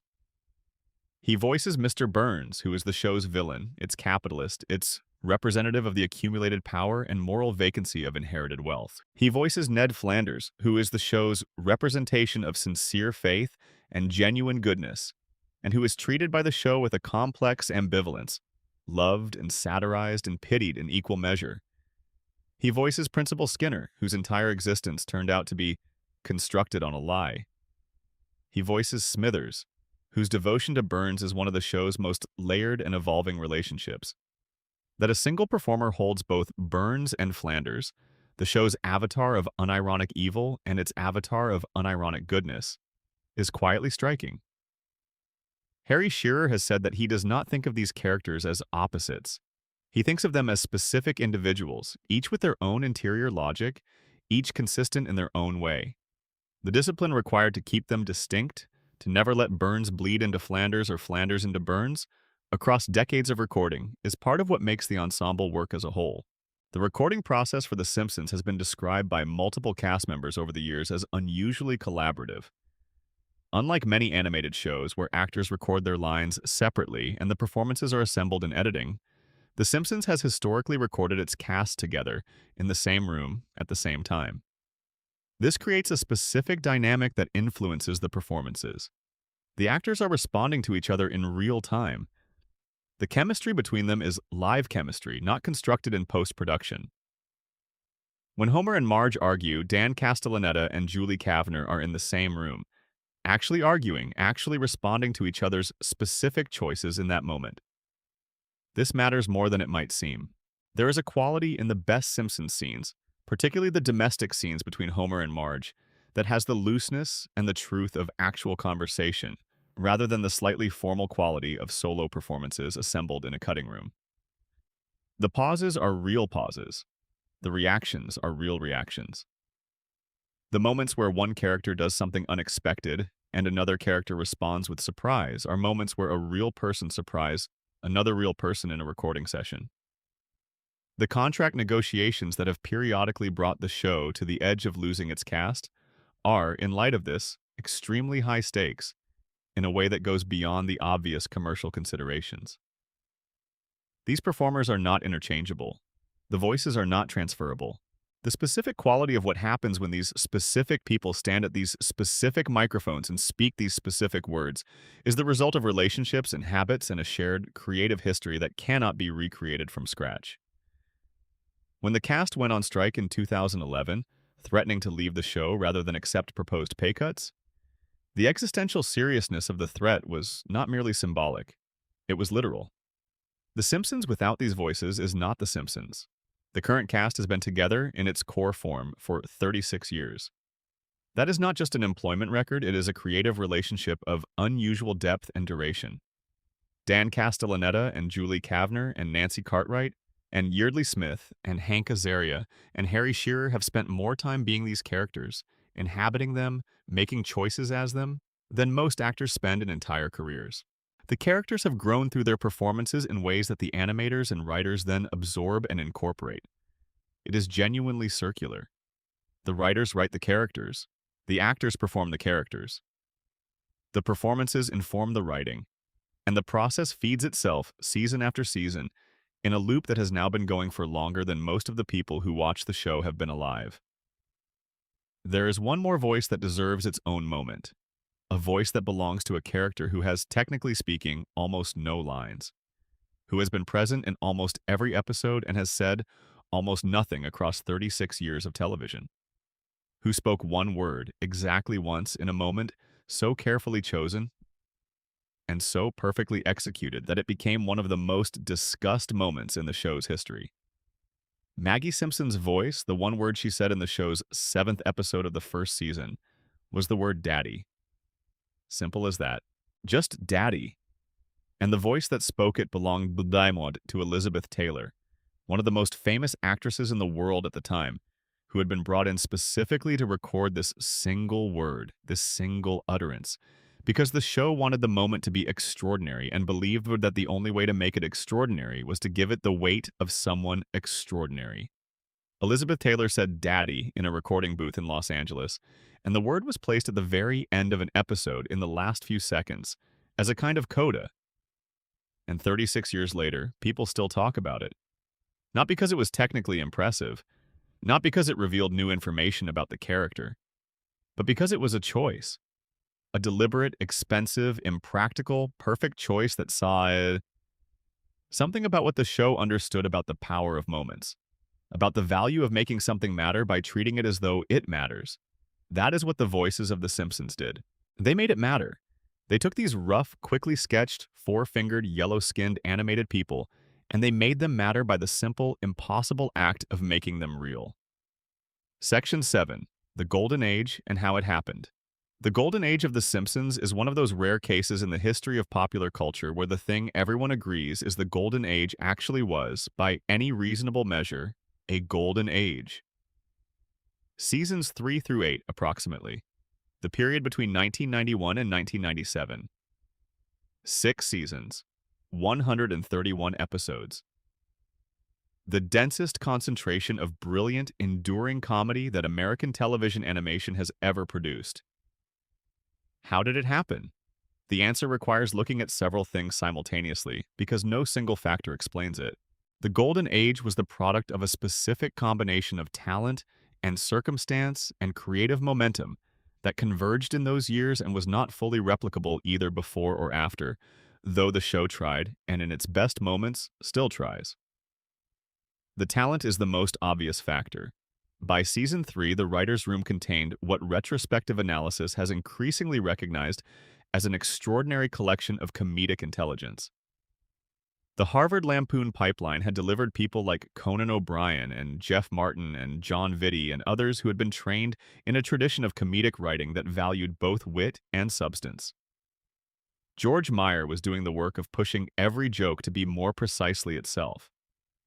John Swartzwelder was sending in scripts from wherever Swartzwelder sent scripts from, and those scripts were doing things with structure and density and comedic momentum that were genuinely unusual. The result was a writing staff that could operate on multiple levels simultaneously with a consistency that is extremely hard to maintain.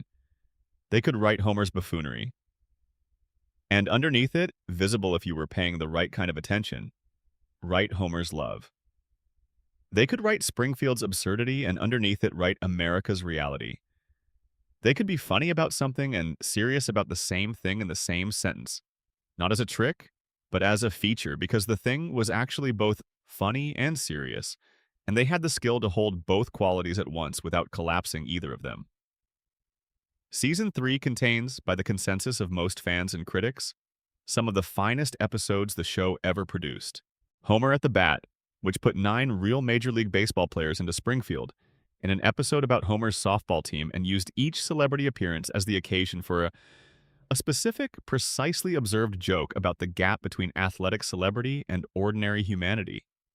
Bart the Murderer, which put Bart in the middle of the Springfield mob and used the comedy of that situation to make genuinely interesting points about power and authority and the way children experience the institutions of adult life. Flaming Moe's, which took the simple premise of Homer inventing a popular cocktail, having Moe steal the recipe, and becoming bitterly jealous of its success, and made something out of it that was, for about 6 minutes in the middle of the episode, genuinely moving in its portrait of friendship and betrayal and the specific pain of watching someone profit from something you built. Season 4 accelerated this. Mr. Plow, Homer the Heretic. Last Exit to Springfield, which may be the greatest single episode in the show's history, a story about Homer accidentally becoming a union leader during a contract negotiation with Mr. Burns that used the structure of a labor dispute as the occasion for 22 minutes of comedy, operating at a level of sustained brilliance that very few pieces of television comedy have ever matched. The episode contains a sequence in which Homer and Burns face off across a negotiating table that is a direct parody of the confrontation scene from The Godfather, and it works on 3 levels simultaneously. It is funny as pure physical comedy. It is funny as a very specific parody of a very specific film. And it is funny as a comment on the power dynamics between labor and capital that is, if anything, sharper and more true today than it was in 1993. Last Exit to Springfield is comedy at the level of art, doing what the best art does, telling you the truth about how the world works in a form so entertaining that you receive the truth before your defenses have a chance to come up. Season 5 gave us Homer's Barbershop Quartet, a brilliant structural experiment that told the story of Homer's brief musical celebrity through the lens of Beatles mythology and made it feel genuinely nostalgic for something that had never actually existed, Rosebud, which used the premise of Mr. Burns's lost stuffed bear to construct a meditation on wealth and loneliness that was funnier and darker and more sad than it had any business being in a primetime comedy. Deep Space Homer, in which Homer actually went to space, an episode that should by rights have been an absurdist fantasy, but was grounded enough in Homer's specific character that it became one of the most touching studies of his aspiration and his relationship with his own inadequacy that the show has ever produced. And then there was Homer and Apu, which was not just funny, it was a genuinely empathetic portrait of an immigrant experience, of the specific dignity and frustration of a person who has built a life in a country that frequently reminds him it was not built for people like him, and Sweet Seymour Skinner's badass song, which allowed Principal Skinner to lose his job and become a human being for 22 minutes in a way that permanently deepened a character who could have remained simply a foil for Bart.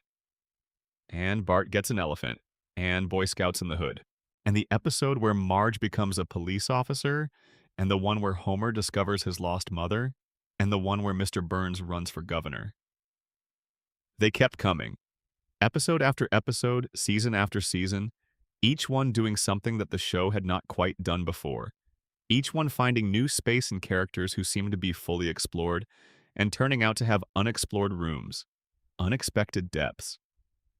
Season 6 gave us Bart of Darkness, the episode that riffed on Rear Window and used Bart's broken leg as the occasion for one of the show's most formally clever stories. And Homer Badman, which handled the specific comedy and horror of media-driven public shaming with a precision that would become more relevant, not less, in the years after it aired. And Treehouse of Horror 6, which included Homer 3, a segment that placed Homer in a 3-dimensional computer-generated world, one of the earliest examples of CGI in a mainstream primetime animated series, and that did not just use the technology as a gimmick, but made the technology the point.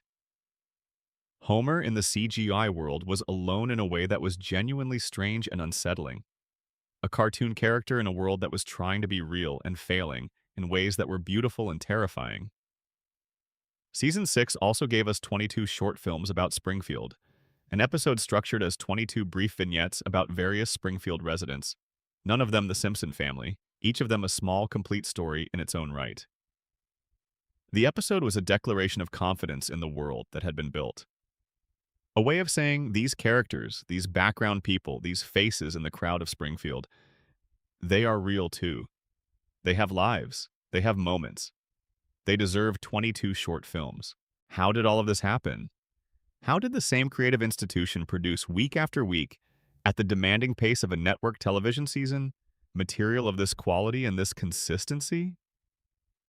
Part of the answer is the writer's room culture. The room was competitive in a healthy way. Writers brought their best material because bringing less than their best in front of that particular collection of minds was uncomfortable. The bar was implicit and it was high, and everyone in the room could feel it and responded to it.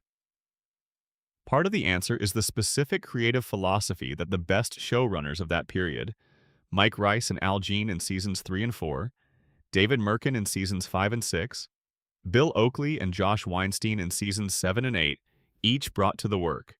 A philosophy that said never do the expected thing, never let the joke be what the audience has already seen coming, and never, ever let the comedy be at the expense of the character's truth.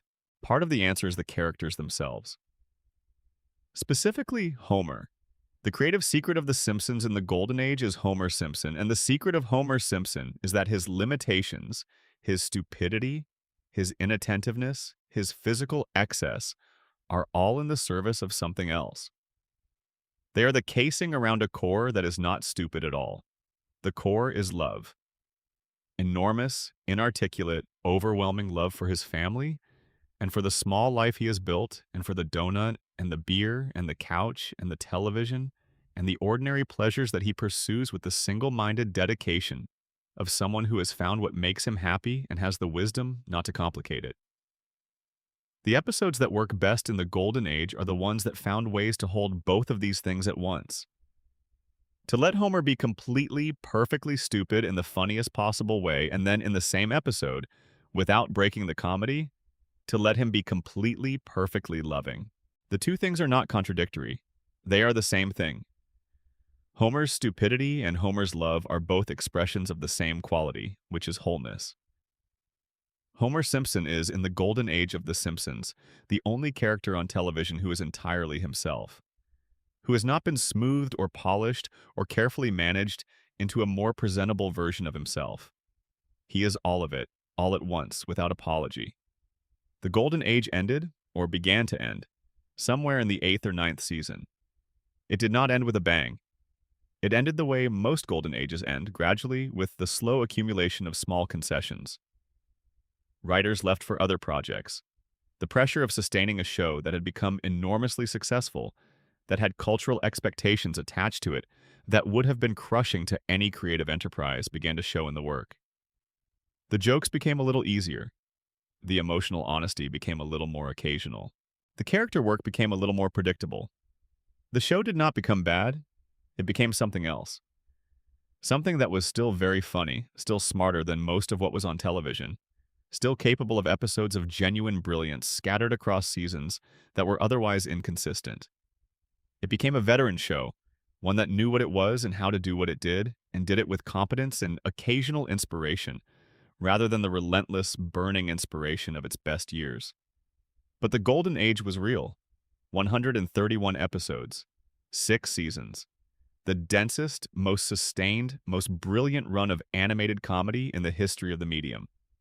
The show that proved that animation was not a lesser form, that cartoons could be as serious as anything else, that a yellow family with 4 fingers and a father who said dough could be the most honest portrait of American life that television had produced. It was real, and it mattered, and the best of it will still be making people laugh long after everyone who made it has gone. Section 8. The World Springfield Built. Culture, merchandise, mania. There is a phenomenon in popular culture that is difficult to describe but immediately recognizable when you encounter it, which is the moment when a piece of entertainment stops being a piece of entertainment and becomes part of the texture of the culture itself. The moment when a phrase or an image or a character passes through the membrane that separates art from life and begins to exist in the actual world, used by actual people in actual conversations to say actual things about their actual experience. The Simpsons passed through that membrane sometime in 1990, and it has never come back out. By the end of the first season, Bart Simpson's face was on t-shirts that were being worn by children who had never seen the show. His catchphrases, "Eat my shorts" and "Don't have a cow" and "Underachiever and proud of it," were on backpacks and stickers and the kinds of juvenile merchandise that retail companies produce when they have identified something that children want to be associated with. There was a moral panic about these shirts. Not a large moral panic, not the kind that makes the front page of national newspapers, but a small, persistent moral panic of the kind that follows any piece of popular culture that is perceived as celebrating things that proper children should not celebrate. Bart's character, the underachieving, authority-defying, mischievous boy who wore his failures as a badge of honor, was understood by certain segments of adult opinion as a dangerous model for actual children. There were reports of teachers banning Bart Simpson shirts. There were op-eds about what the popularity of the character said about the decline of educational values. President George H.W. Bush, in an actual speech to the national religious broadcasters in January 1992, said that the American family needed to be, quote, "more like the Waltons and less like the Simpsons." The show's response was immediate and perfect. The following Sunday, an episode aired that included a clip of Bush's speech, followed by Bart Simpson saying, "Hey, we're just like the Waltons. We're praying for an end to the Depression, too." That exchange between the President of the United States and a cartoon 10-year-old encapsulates something essential about what The Simpsons meant culturally in that period. It was not just entertainment. It was a participant in the actual discourse of American life. It was in conversation with the real world, responding to real things that real people were saying, and doing so with a speed and a precision that most television could not match because most television was too slow and too cautious and too dependent on the approval of the people it was discussing. The merchandise expanded enormously as the show grew. There were books, not novelizations of episodes, which were also produced, but books that existed in the world of the show, reference works for the universe of Springfield that treated the fictional geography and characters as though they were real. The Simpsons Archive, The Simpsons Guide to Springfield.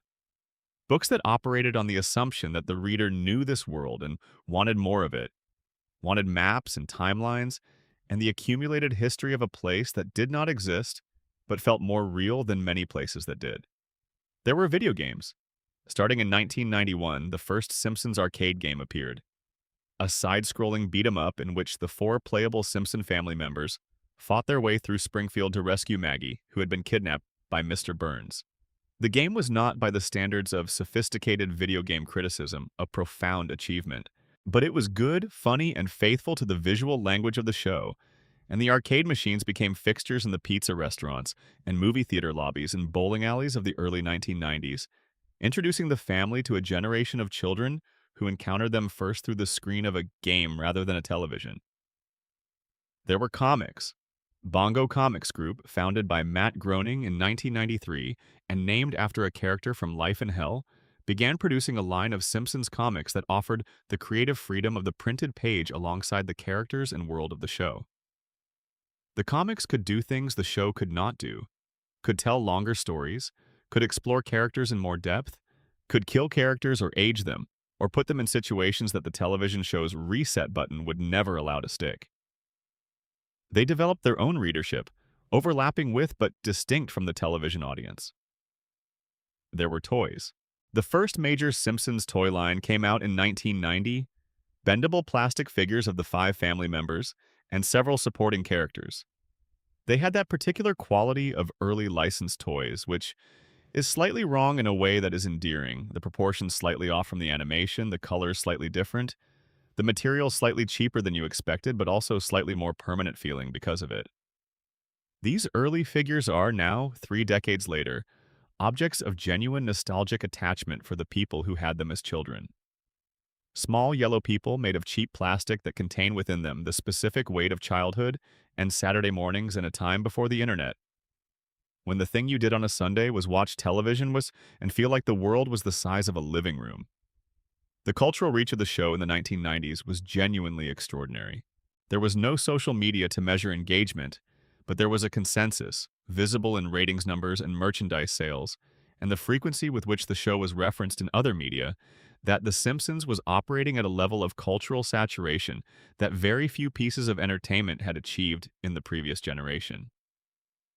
Only MASH in its peak years had produced the combination of enormous viewership and genuine cultural conversation that The Simpsons was generating. Only I Love Lucy in the 1950s had been as definitively the show that everyone was watching. The Simpsons became the subject of academic attention relatively early. By the mid-1990s, scholars in fields ranging from literary criticism to economics to philosophy were writing papers about the show. There were studies of its representation of the American working class. There were analyses of its satirical strategies and their relationship to the traditions of American political comedy. There were philosophical essays about the show's moral universe and what it revealed about American ethics. There were papers about its depiction of religion and its treatment of environmentalism and its portrayal of gender and its relationship to the tradition of the American family sitcom. Most of the people who made the show found the academic attention amusing, sometimes flattering, occasionally baffling. George Meyer said in one interview that the writers were simply trying to be as funny as possible in the specific way that that particular group of people found funny, and that the cultural and political resonances were real, but were a byproduct of honesty rather than a deliberate program. You write truthfully about the world you live in, he suggested, and the truth you write contains the politics of that world, whether you intend it to or not. The show's relationship with celebrity is a chapter in itself. From the earliest seasons, The Simpsons pursued guest appearances with a specific and interesting approach. The celebrities who appeared on the show were almost always appearing as heightened, slightly distorted versions of themselves, or in roles that reflected on their public personas in ways that were funny, precisely because the celebrity was willing to participate in the joke. This was different from the standard approach to celebrity guests in television comedy, which was to bring the famous person in and let them be impressive. The Simpsons brought the famous person in and let them be absurd. Paul McCartney agreed to appear in an episode on one condition, which was that Lisa Simpson had to become a vegetarian as a result of their interaction and had to remain a vegetarian permanently in all future episodes.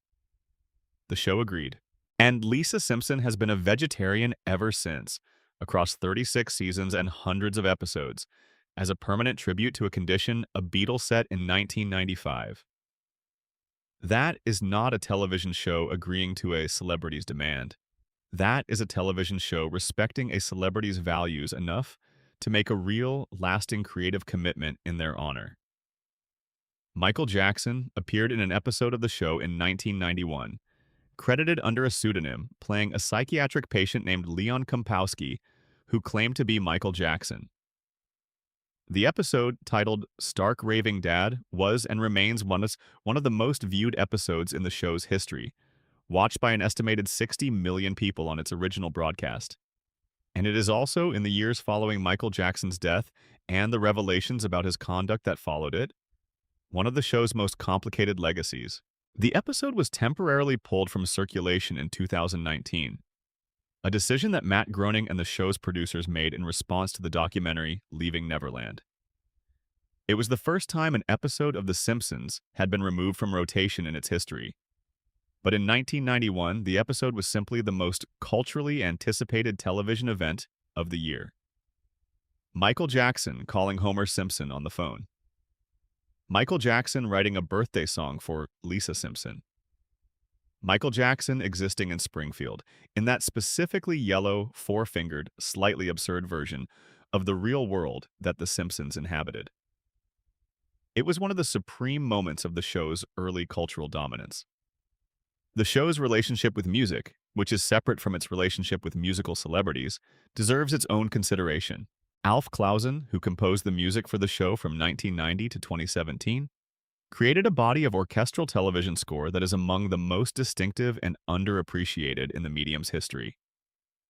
He worked with a full orchestra, recording live music in the Hollywood tradition, and the scores he wrote for individual episodes ranged from simple, affectionate parody of film music styles to genuinely complex, emotionally sophisticated original compositions.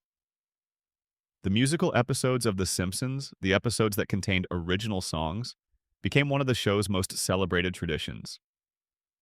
Do the Bartman, which became a genuine pop chart success in 1990 in several countries, was the most commercially successful Simpsons song, but it was not the most musically interesting.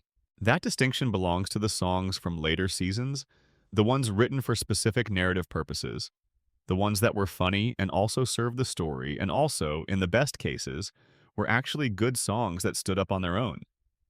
Springfield grew in people's imaginations during this period in a way that is difficult to fully account for. The show was telling its audience not just about the Simpson family, but about a world. A full populated world with its own history and geography and social structure. And the audience, which was paying closer attention than the show's creators perhaps expected, absorbed all of it. Springfield became a shared imaginative space, a place that millions of people knew as well as they knew their own neighborhoods. Better perhaps because the knowledge of Springfield was knowledge without the clutter of actual experience, knowledge constructed from the carefully chosen details that the writers and animators had placed there.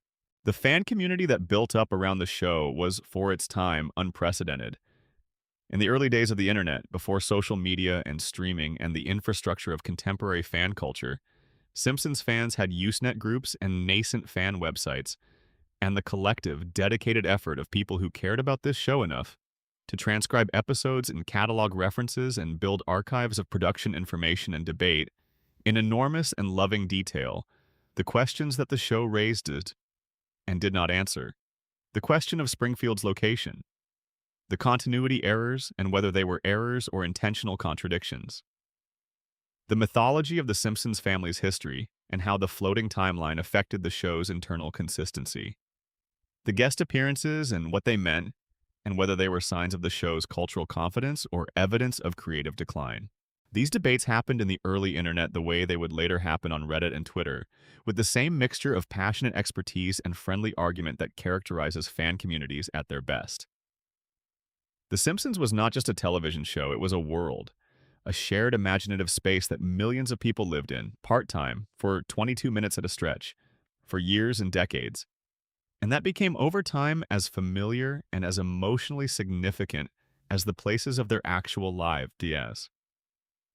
People who grew up watching the show can tell you exactly where they were when a specific episode aired. They can tell you what the room smelled like. They can tell you who they were watching with and what was said afterward. The show is woven into the fabric of their lives in the way that only the most significant shared cultural experiences can weave themselves. Springfield was a gift, unwrapped on December 17, 1989, and still being opened. Section 9, The Simpsons Movie and What It Almost Was. The Simpsons movie premiered on July 27, 2007, 18 years after the show's debut on television. 18 years of episodes, of seasons, of Sunday nights in American living rooms, of the kind of slow cultural accumulation that turns a television program into an institution. And when the movie finally arrived, after years of rumors and false starts and expectations so enormous that almost nothing could have met them, it was received by the world with a response that was, broadly speaking, delight. The film made approximately $536 million at the global box office. In the year of its release, it was the highest-grossing film ever to be based on a television series. It was, by any commercial measure, a triumph. And it was a creative achievement as well, though the debate about whether it was a sufficient creative achievement, given the weight and the expectations and the cultural weight of what it was following, has never entirely resolved. But the movie is not the interesting part. The interesting part is the 18 years between the premiere of the show and the premiere of the film. The interesting part is the story of why it took so long. The question of whether to make a Simpsons movie was raised very early. By the second season, the show had generated enough commercial momentum and cultural enthusiasm that the concept of a feature film was being discussed. Not seriously discussed, not in the way of contracts being negotiated and budgets being allocated, but discussed in the casual, forward-looking way that successful entertainment properties are always being discussed. Could this be a movie? What would a movie look like? What story would it tell? The obstacle was the obvious one. A Simpsons movie would have to be different from a Simpsons episode. Not just longer, though it would certainly be longer, but fundamentally different in terms of what it asked of its audience and what it gave in return. People who went to a movie theater were making a different kind of commitment than people who sat on a couch.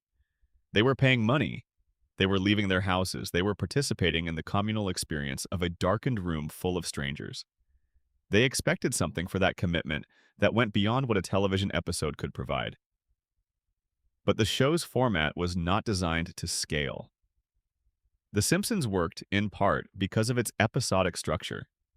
Because each episode was complete in itself, beginning and ending within 22 minutes, resetting by the next week. The floating timeline was not just a production convenience, it was a creative principle. The show did not accumulate, it refreshed. And a movie would require accumulation.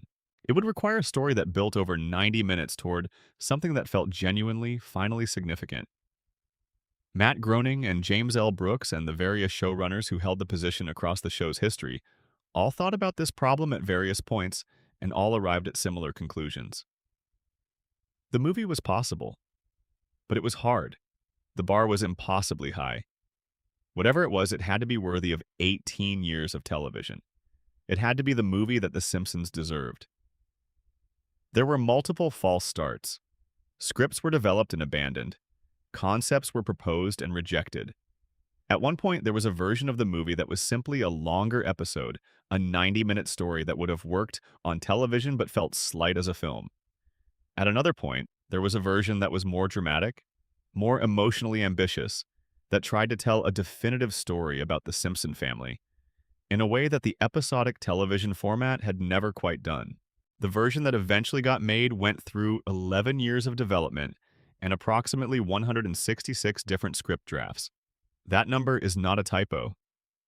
166 drafts, written by a rotating team that included most of the writers who had defined the show's golden age. Al Jean and Mike Scully and Ian Maxtone Graham and George Meyer and David Merkin and Mike Rice and Matt Selman and John Frink and Don Payne and Matt Groening himself. 11 years of different people's attempts to crack the thing that a Simpsons movie needed to be. The story that eventually emerged was, in a way, simple. Homer does something stupid and catastrophic, specifically allowing a pig he has adopted to pollute Springfield's water supply with waste, which triggers an EPA response, which results in Springfield being sealed under a giant glass dome. The family flees to Alaska. The town, trapped under the dome and increasingly desperate, turns on Homer. Homer has to choose between his own safety and his family's. He chooses his family. He saves the town. He comes home. Simple. Almost deceptively simple. But the execution of that simple story required making choices that the television show had always been able to defer. It required committing to stakes. Homer's decision to flee to Alaska rather than face the consequences of what he had done is a genuinely dark moment for the character, darker than the television show typically went, and the film does not excuse him for it.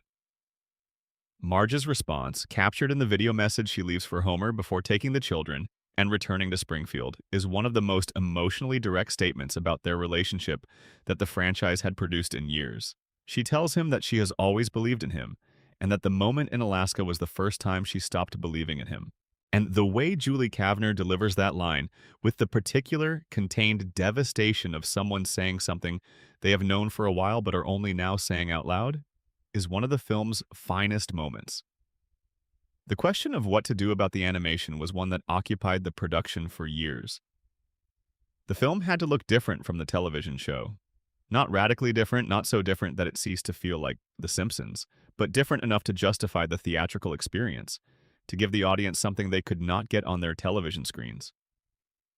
The solution was an enhanced version of the show's visual language, more detailed, more fluid, with a depth and richness that the television budget had never allowed, and with set pieces, sequences of pure visual spectacle that took advantage of the larger screen in ways the show had always been too constrained to attempt.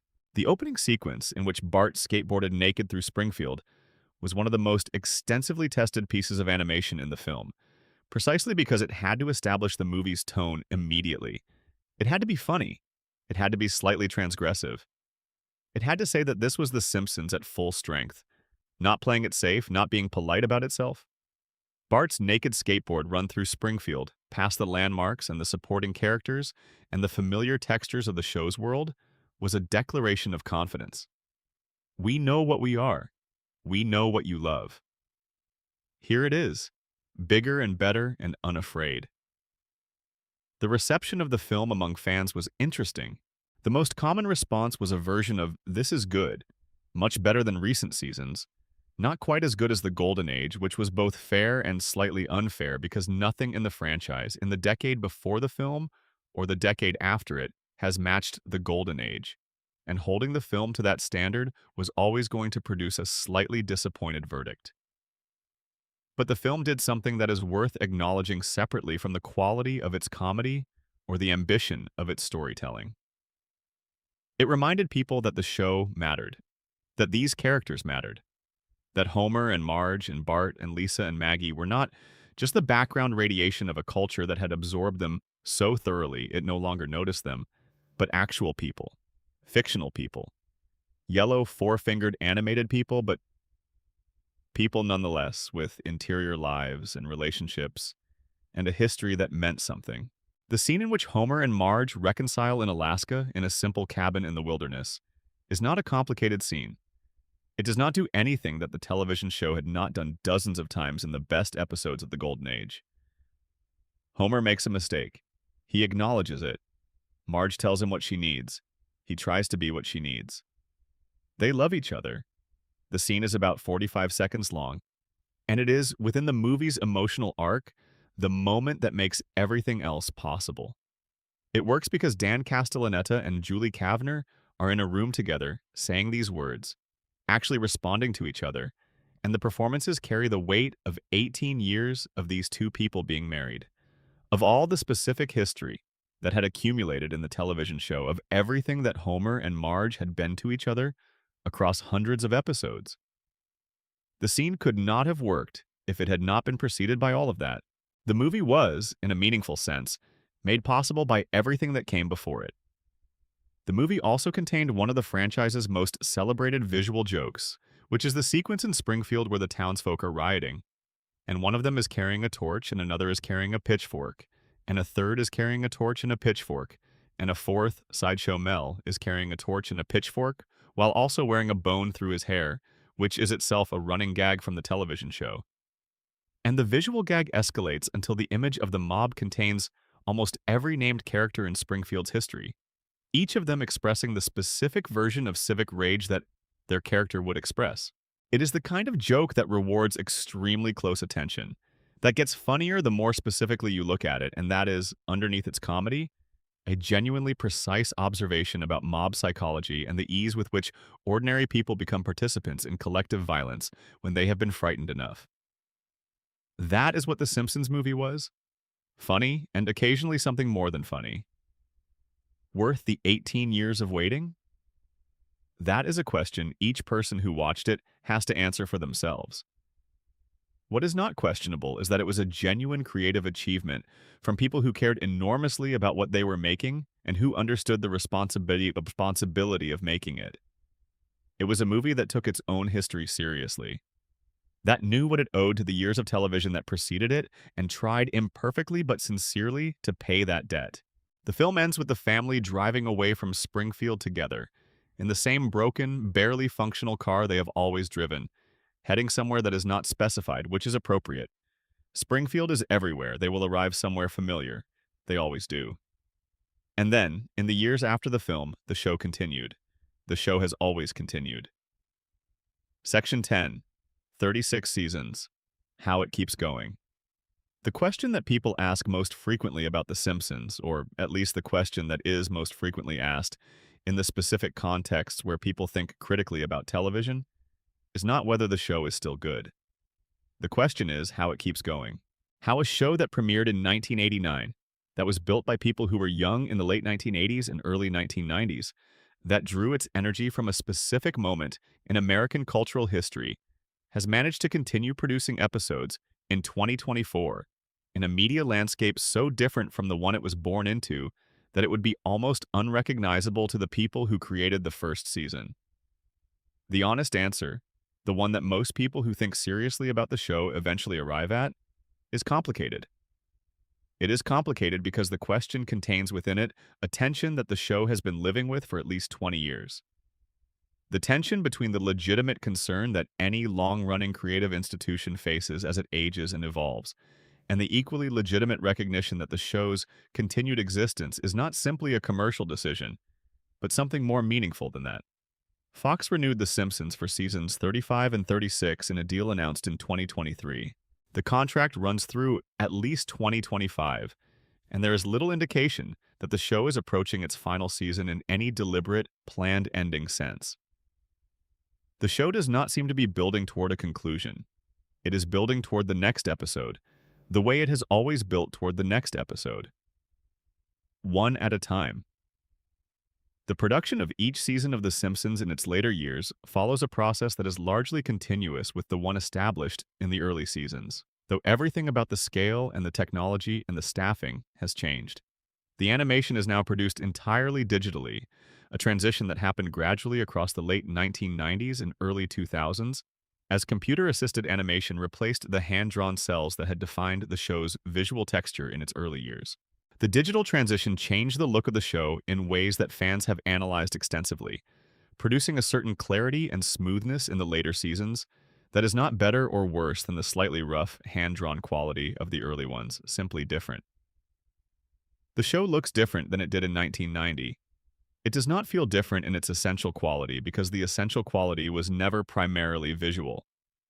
The writing process continues.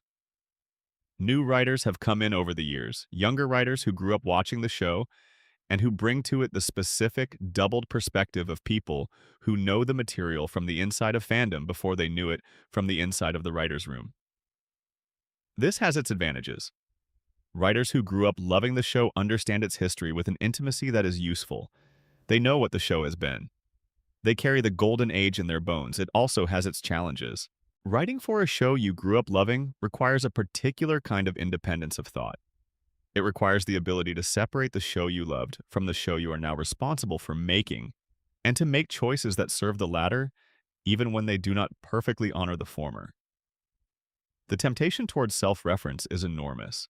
The show has always been self-aware, always been willing to comment on its own situation, but the balance between self-awareness and self-indulgence is a fine one, and different seasons have found it more or less successfully. The cultural context in which the show operates has changed almost beyond recognition. In 1989, there were 4 broadcast networks and no other options. In 2024, there are hundreds of streaming services, thousands of scripted television shows in production simultaneously, and the audience for any given piece of entertainment is fragmented across so many platforms and formats that the concept of a show that 30 million people watch at the same time on the same night is effectively historical. The Simpsons airs on Fox. It generates respectable ratings by the standards of the current television landscape, which means that the audiences it draws would have been considered disappointing by the standards of 1990, but are genuinely solid by the standards of 2024. It streams on Disney+, where it has found a new audience among viewers who encounter it as a library of episodes to browse rather than a weekly appointment to keep. Some of these viewers are young people who encounter the show for the first time through the streaming catalog. Some of them are people in their 40s who grew up watching the Golden Age episodes and return to them the way you return to a piece of music that you associate with a specific time in your life. The show has made commitments over its long run that have become, in retrospect, statements about what kind of institution it intends to be. The permanent vegetarianism of Lisa, maintained across 36 seasons. The permanent presence of Santa's little helper, the greyhound brought home on that first Christmas episode, still in the family 3.5 decades later. The permanent age of Bart, still 10, still in the 4th grade, still drawing on his school desk and riding his skateboard and defying authority with the specific, cheerful energy of a child who has not yet learned to be defeated by things. The aging Freeze, which the show has always handled as a matter of cartoon convention rather than an in-universe mystery, has produced over time a strange and particular poignancy. Bart Simpson is still 10 years old. He will still be 10 years old next year. The audience that first watched him is now in its 40s. The writers who first wrote for him are retired or working on other projects or, in some cases, no longer alive. But Bart is 10. The show has frozen him in a permanent childhood that the show's audience has long since left. And there is something in that asymmetry that is worth feeling for a moment. The children who watched Bart in 1990 and wanted to be him, wanted his freedom, his mischief, his specific brand of cheerful defiance against a world that seemed too large and too serious. Those children are now adults. They have jobs and mortgages and their own children. They have experienced the things that adults experience. And Bart is still 10. He will always be 10. He lives in a world where it is perpetually 1989 and also perpetually today, where time has both passed and not passed, where the family is exactly as they were when the show began, even as everything outside the show has changed. There is comfort in that.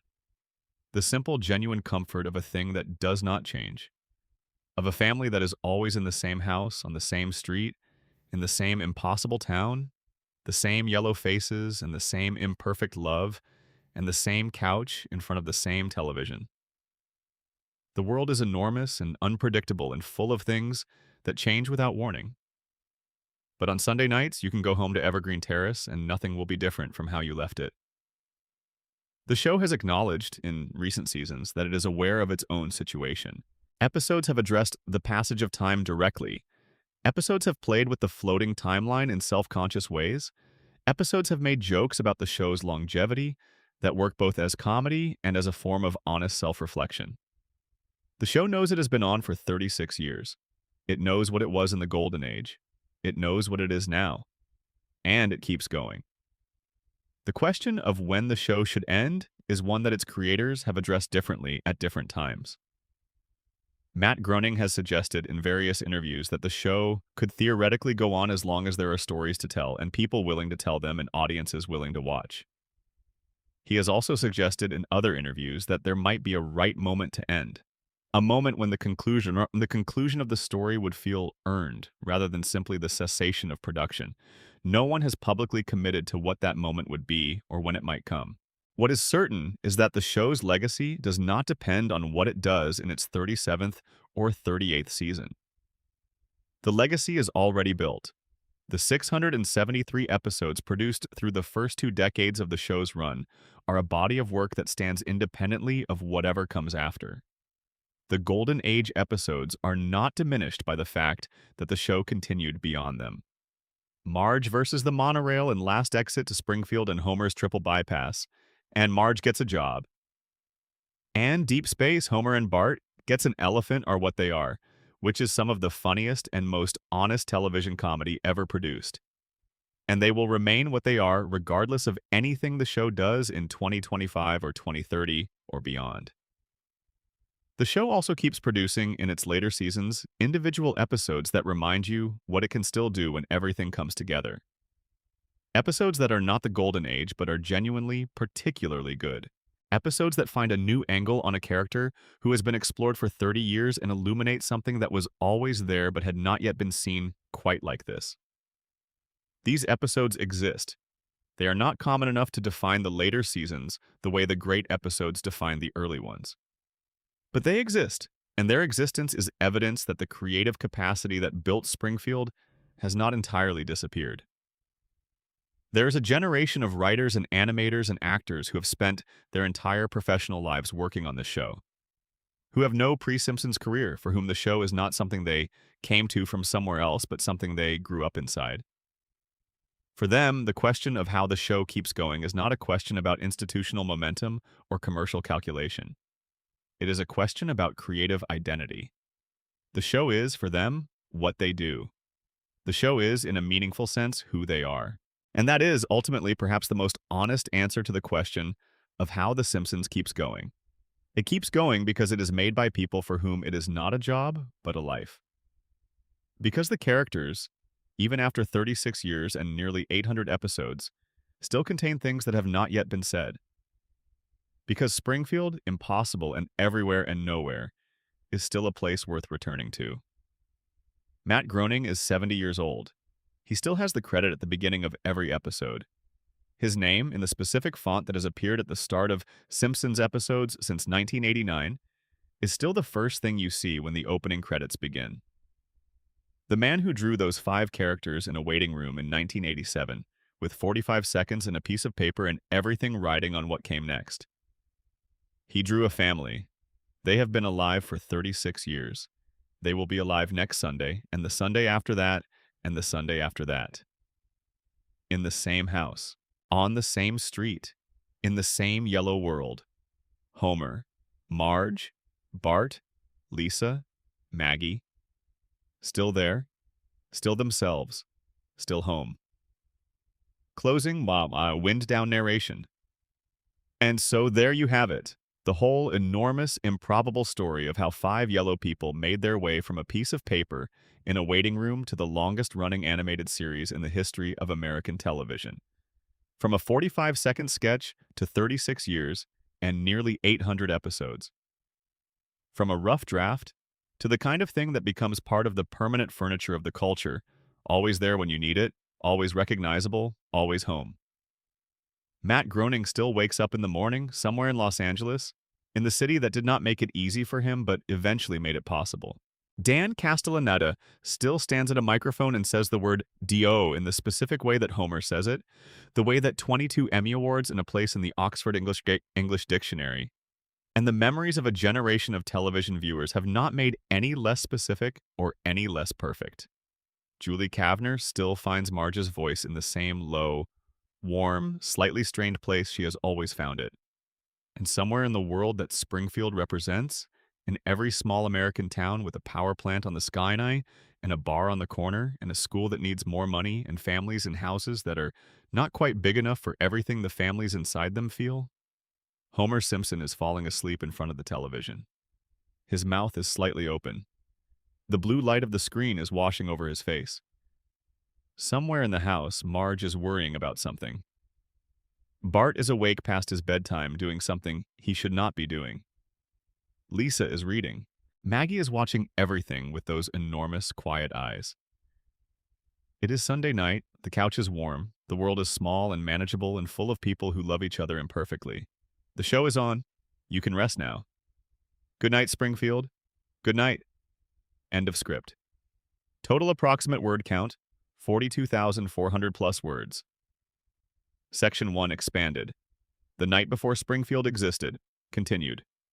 There is a particular kind of creative person who only truly becomes themselves when they are under pressure. Who needs the constraint, the deadline, the limited time, and the limited materials to produce something that is more honest and more true than anything they would produce if given unlimited time and unlimited resources. Matt Groening is, by every account of the people who have worked with him and by the evidence of his own career, one of these people. The most important thing he ever made was made in 45 seconds.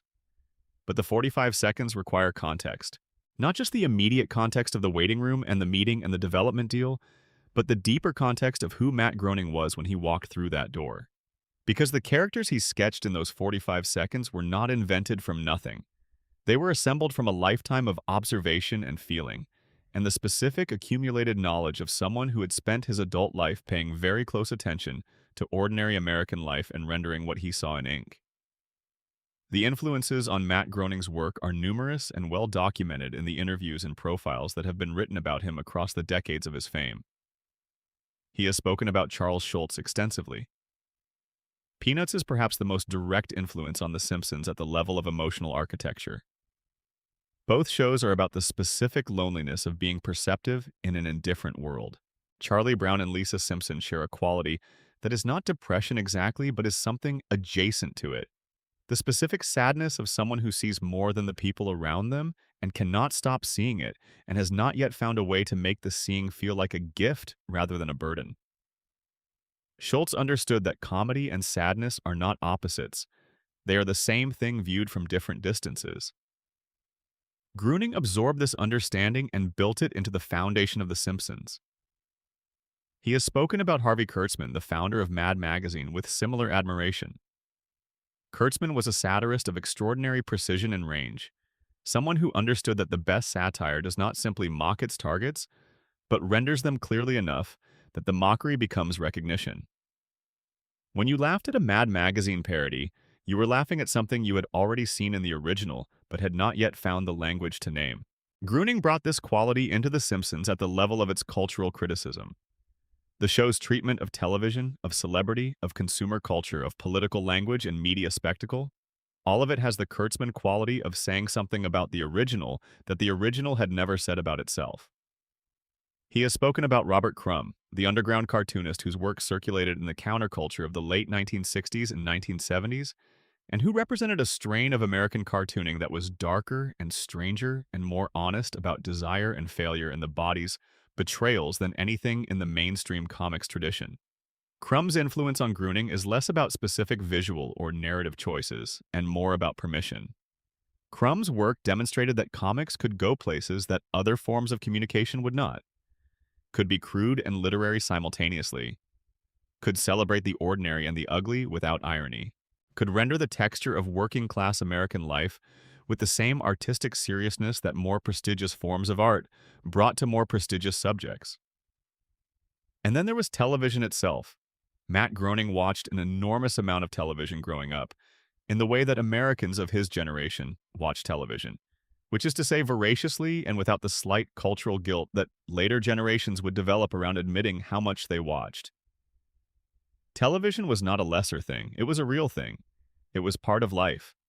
And the shows he watched became part of how he understood the world, which means they became part of what he eventually made. The Flintstones is the most obvious reference point for The Simpsons as a form the primetime, animated family sitcom that had proven, briefly, in the early 1960s, that animation could be an adult entertainment vehicle and not just a Saturday morning children's medium. The Flintstones ran for 6 seasons on ABC from 1960 to 1966, and in doing so established a template that no one thought to pick up again for 25 years. Matt Groening has spoken about the Flintstones as a formative influence, though the influence is one of form rather than content.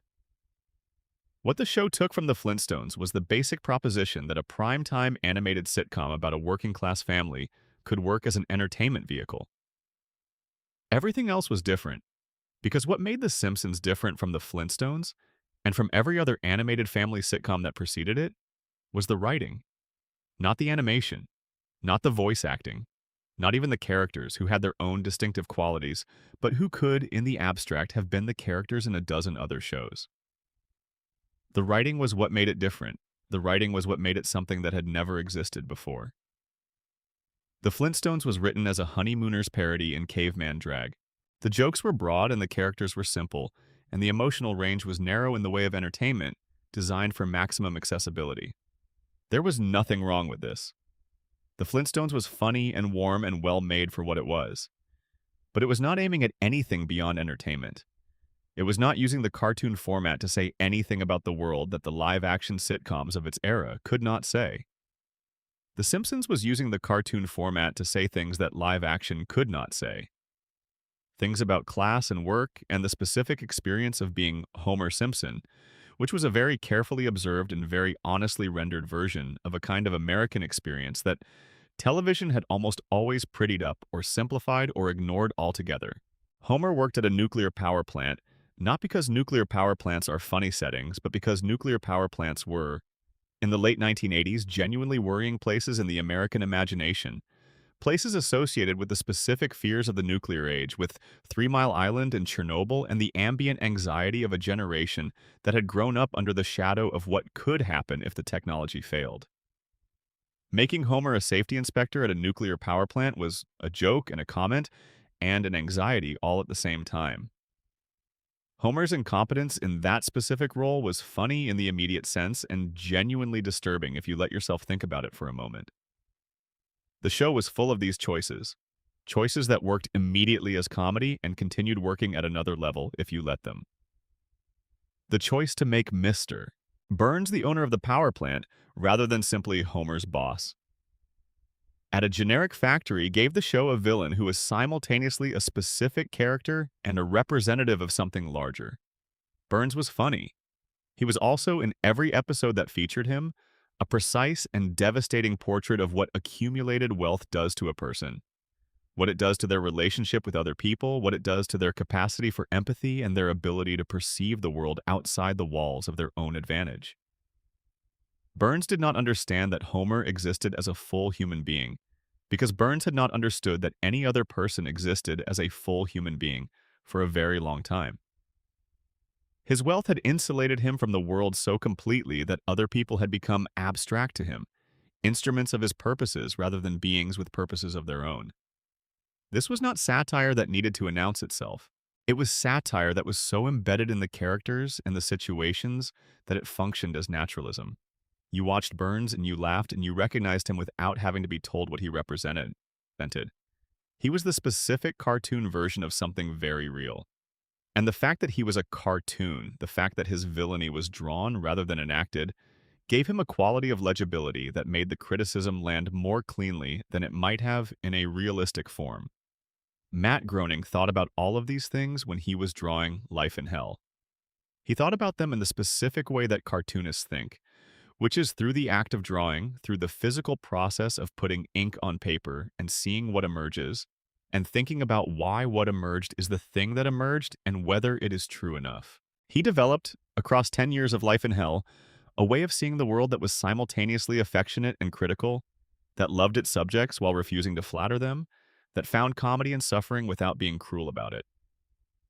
That way of seeing was what he brought into the waiting room in 1987. It was what he sketched onto that piece of paper in 45 seconds. And it is ultimately the reason that what he sketched became the thing that it became. Because the world is full of failed television shows. The world is full of shows that were developed by talented people and produced by competent teams and aired on reasonably supportive networks and found modest audiences and then disappeared. The difference between those shows and The Simpsons is not talent exactly, because those shows were also made by talented people. The difference is the specific quality of vision, the clarity and consistency of a way of seeing that belonged to one person before it belonged to anyone else, that was present in the characters from the first rough sketch, and that survived the transition from paper to screen and from screen to cultural institution because it was real enough and true enough to bear that kind of weight. Matt Groening drew 5 characters in 45 seconds, and 36 years later, those characters are still alive and still on television, and still meaning something to the people who watch them. That is not luck. That is vision. The kind of vision that you develop across a lifetime of looking carefully at the world and being honest about what you see.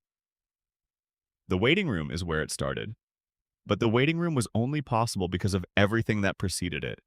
The Portland childhood, the Life in Hell years, the decade of photocopied comics and alternative newspaper readership, and the slow, patient building of a creative identity in a city that was not particularly interested in what you were building. You cannot rush the process. You can only do the work and trust that eventually someone will walk into the right room with the right piece of paper at the right moment. Matt Groening did the work. For 10 years, before anyone outside the alternative newspaper world had any idea who he was, he did the work. And then he walked into the room. Section 2 expanded. Matt Groening, the man who drew his way out, continued. The years between Matt Groening's arrival in Los Angeles in 1977 and the meeting with James L. Brooks in 1987 are a decade that is easy to skip over in the story of The Simpsons because they did not produce The Simpsons. They produced Life in Hell, and they produced a cartoonist who had spent 10 years developing a very specific way of seeing and a very specific way of drawing and a very specific understanding of what comedy could do when it was honest enough. But there is more to say about those years because they shaped not just what The Simpsons was, but how it was made. And the how matters as much as the what. Matt Groening was, in those years, working entirely outside the institutional structures of the entertainment industry. He was not in a writer's room. He was not working for a network. He was not subject to the approval processes and development notes and focus group feedback that characterize almost all entertainment produced within the existing industrial system. He was making exactly what he wanted to make, for exactly the reasons he wanted to make it, distributed through channels that he largely controlled, to an audience that found him rather than an audience that was assigned to him. This experience of creative independence, even if the independence was as much a product of circumstances as a deliberate choice, gave him something that is relatively rare among television writers and creators. It gave him confidence in his own judgment. Confidence not in the aggressive, competitive way that sometimes manifests in the entertainment industry as the refusal to take notes or the inability to collaborate, but in the quiet, grounded way that comes from spending years doing what you believe in and watching it find an audience that believes in it too. When he walked into the meeting with James L. Brooks, he was not performing confidence. He was not trying to seem like someone who knew what he was doing. He actually knew what he was doing. He had a decade of work to draw on. He had a readership that had told him repeatedly through the simple act of seeking out his comics that the things he found interesting were interesting to other people too.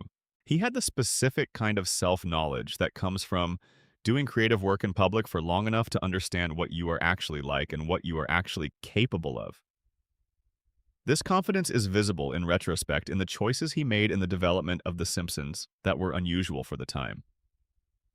The decision to make the show genuinely funny rather than safe. The decision to let Homer be stupid in ways that did not make him unlikable. The decision to let Lisa be the smartest person in the room without making her insufferable. The decision to let Bart be anarchic without making him evil. These decisions seem obvious now, but they were not obvious in 1987. They required someone who trusted their own instincts enough to make them. There is a story that gets told about the development of the show's early seasons that is illuminating in this regard. At a certain point in the production of the first or second season, there were discussions among the people overseeing the show about whether Homer was likable enough, whether his stupidity made him too unsympathetic to function as the center of a family sitcom, whether the audience would follow a character who was as comprehensively limited as Homer was being written. Matt Groening's response to this concern, as it has been described by people who were present for those discussions, was essentially that the concern was misplaced. Homer was likable because he loved his family. The stupidity was not the character. The stupidity was the packaging. Inside the packaging was a person who was genuinely, overwhelmingly, inarticulate in the best possible way, loving. And that quality, the love, was the thing the audience would follow. Not the intelligence, the love. He was right. He was right in the specific way that a person is right when they know their character from the inside.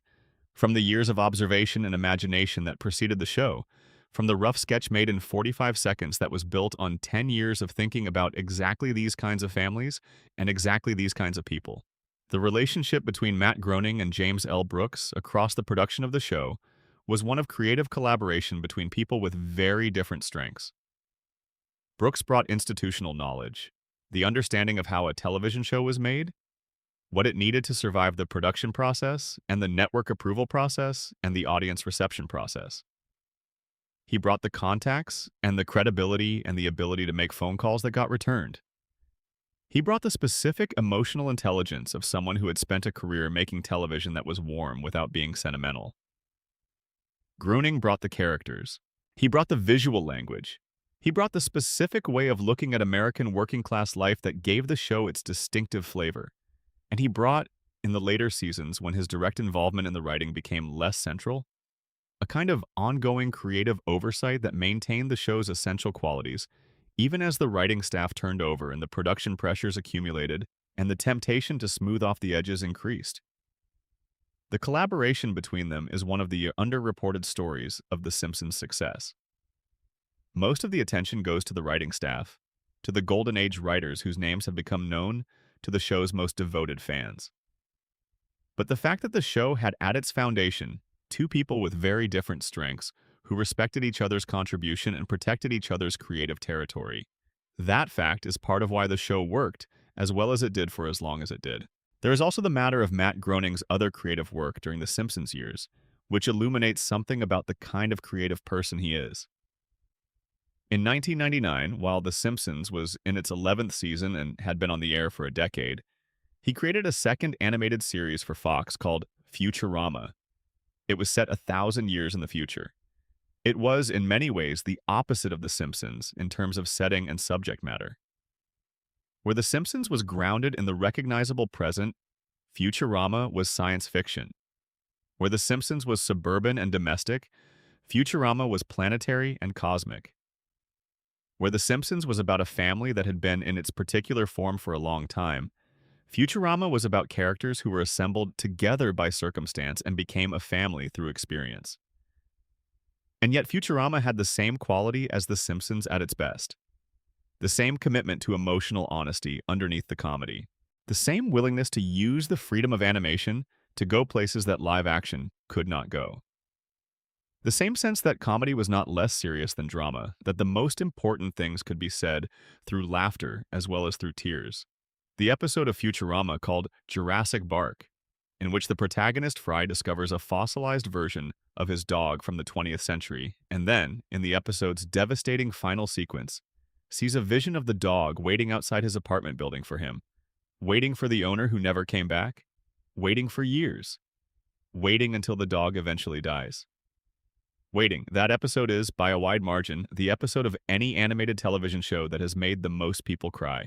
It is an episode that does something with the specific capabilities of animation that no other form could do, which is to show you a simple, wordless sequence of a dog waiting, and make you feel, in the watching of it, the full weight of loyalty and love and loss. It is, in miniature, a perfect piece of storytelling, and it was made by the same person who drew Homer Simpson in a waiting room in 1987. That range, the ability to do Homer's Doe and also Jurassic Bark, the ability to be broadly funny and quietly devastating and sometimes both in the same episode, that range is the full measure of what Matt Groening brought to the medium of animation. He did not just make a long-running show. He expanded what animation could be. The Life in Hell strip continued to run until 2012, when Groening retired it after 32 years. In the final strip, Binky the Rabbit told the reader that everything was going to be okay. It was a simple statement. It was also, coming after 32 years of strips about the difficulty of being alive, genuinely moving. Groening had spent 3 decades documenting the ways in which things were not okay, and in the last strip he said, "Despite all of that, everything is going to be okay."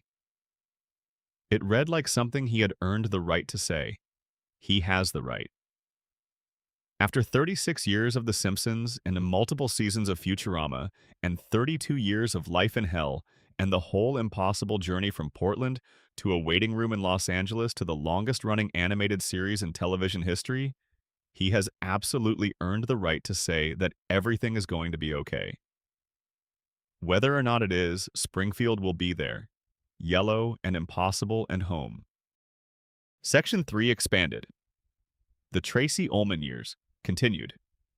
To understand what the Tracy Ullman shorts meant for the eventual shape of The Simpsons, you need to understand what it was like to produce animation on a television budget in 1987. Which is to say, you need to understand how constrained and how collaborative and how fundamentally improvised the whole process was. Animation at the scale. The Simpsons shorts were being produced was not a leisurely art form in the way it might appear to outside observers. It was not a process in which artists sat at their desks for weeks perfecting drawings that would then be combined into a few seconds of finished film. It was a process driven by deadlines and budgets and the specific pressure of producing content for a weekly television program that needed its interstitial segments on time regardless of whether they were perfect. The Klasky Supo studio that produced the Tracy Ullman shorts was a small operation by industry standards. It was not Disney, with its enormous history and its institutional resources and the legacy of decades of theatrical animation. It was a working studio staffed by people who were figuring out as they went, learning the characters as they drew them, developing a visual language for The Simpsons through the act of producing The Simpsons rather than through any formal design process. The character designs that emerged from Klasky Supo were, as mentioned earlier, rough in ways that later animators would refine. But the roughness was not accidental, and it was not entirely unwelcome. Matt Groening's original sketches had a rough quality that was part of their appeal. The slightly wobbly lines, the imprecise proportions, the sense that the characters had been drawn quickly and from life rather than constructed according to a formal design specification, all of that contributed to the feeling that these were real people rather than designed characters. The roughness of the early animation maintained something of that quality. The directors of the early shorts were given considerable creative latitude within the constraints of the format. They worked from scripts, obviously, but the scripts for 2-minute animated segments left room for interpretation for choices about how to stage a moment, or emphasize a joke, or let a piece of physical comedy develop across a sequence of drawings. The accumulated choices of the people who directed those early segments shaped the visual grammar of the show in ways that persisted long after the production moved from Klasky Supo to Film Roman and eventually to the current setup. There is a specific visual joke that appears in several of the early shorts, And that would become one of the show's most enduring visual signatures, which is the moment when Homer's head passes in front of a background element, and the lines of his head and the lines of the background element create a momentary visual alignment that is funny in a way that is difficult to explain. It is a joke that works because of timing, because of the specific pace at which the animation moves, and because of the specific way that hand-drawn animation renders overlapping objects. It is, in other words, a joke that is native to the medium, a joke that could only exist in animation. And the fact that these early shorts were producing jokes like that, jokes that were specific to what animation could do rather than jokes that were simply live-action comedy translated into drawn form, was evidence that something genuinely interesting was happening. The sound design of the early shorts was handled by Richard Gibbs, who composed the original Simpsons theme before Alf Clausen took over the musical duties for the main series. The theme that Gibbs wrote for the shorts was different from the Danny Elfman theme that would later become iconic. It was lighter, simpler, less orchestral, more in keeping with the modest scale of the shorts themselves. When Danny Elfman wrote the theme for the main series, he was given brief to create something that was distinctive and slightly strange, and that would tell the audience in the opening bars exactly what kind of show they were about to watch. The result is one of the most immediately recognizable television themes in history. A piece of music that begins with a specific, otherworldly quality and then builds into something that is both grand and slightly absurd. The perfect sonic encapsulation of what The Simpsons was. Elfman has said in interviews that he wrote the theme very quickly, in a single session, that it came to him fully formed in a way that he associates with the best creative work, where the right idea arrives complete rather than being assembled piece by piece. He has also said that he is still, decades later, stopped by people who want to talk to him about the Simpsons theme, and that the sheer scope of what the theme became in the culture is something he finds genuinely extraordinary. But the Elfman theme was for the main series. In the Tracy Ullman shorts, the music was part of the show's overall sound design, integrated into the texture of the sketch comedy program, rather than announced as a signature. The shorts were, in the context of the Tracy Ullman show, supporting material. They were good supporting material, and they became the best supporting material, but they were not yet a show with its own identity in the way that the main series was. What the shorts had, which translated directly into the main series, was the characters' voices. The specific way Dan Castellaneta said Homer's name when addressing himself. The specific way Julie Kavner's voice caught slightly on words that were emotionally weighted, not dramatically, but in the way of someone who is managing an emotion rather than expressing it. The specific way Nancy Cartwright delivered the particular cocktail of bravado and vulnerability that was Bart's characteristic emotional state. These vocal qualities were developed across 48 shorts and carried directly into the main series, where they were the foundation on which everything else was built.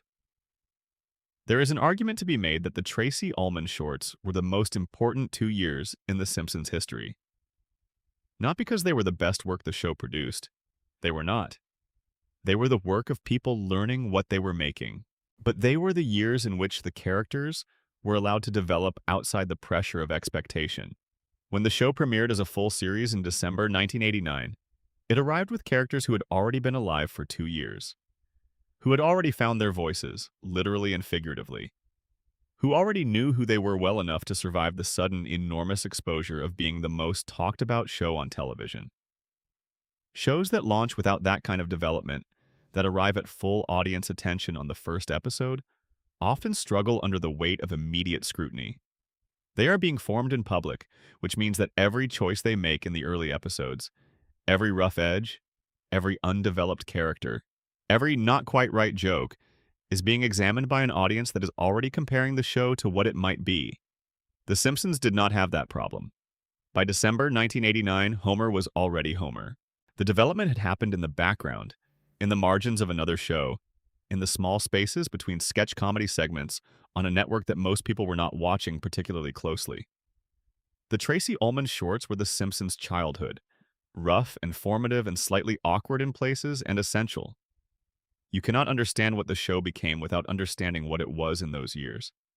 You cannot fully appreciate the confidence of the first season of the main series without knowing that the confidence was not manufactured, that it was earned over 2 years of small-scale, low-stakes, low-budget animated shorts in which the characters were allowed to simply be themselves.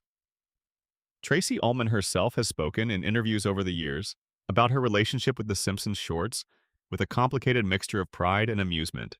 Pride because the show, in its eventual form, became something extraordinary, and the shorts that aired on her program were part of that story. Amusement because the fame of The Simpsons has, to some extent, eclipsed the fame of the show that hosted them. People remember the Tracy Ullman Show primarily because that is where The Simpsons started, which is, objectively, a slightly ironic outcome for a program that was built around one of the most talented performers of her generation. She has not, as far as the public record shows, expressed resentment about this. She has instead spoken about the shorts with genuine affection, describing the experience of watching them as a viewer, of not knowing at the time what they would eventually become, of looking back now with the understanding of what they were that only comes after the fact. There is something right about this. The best things begin humbly.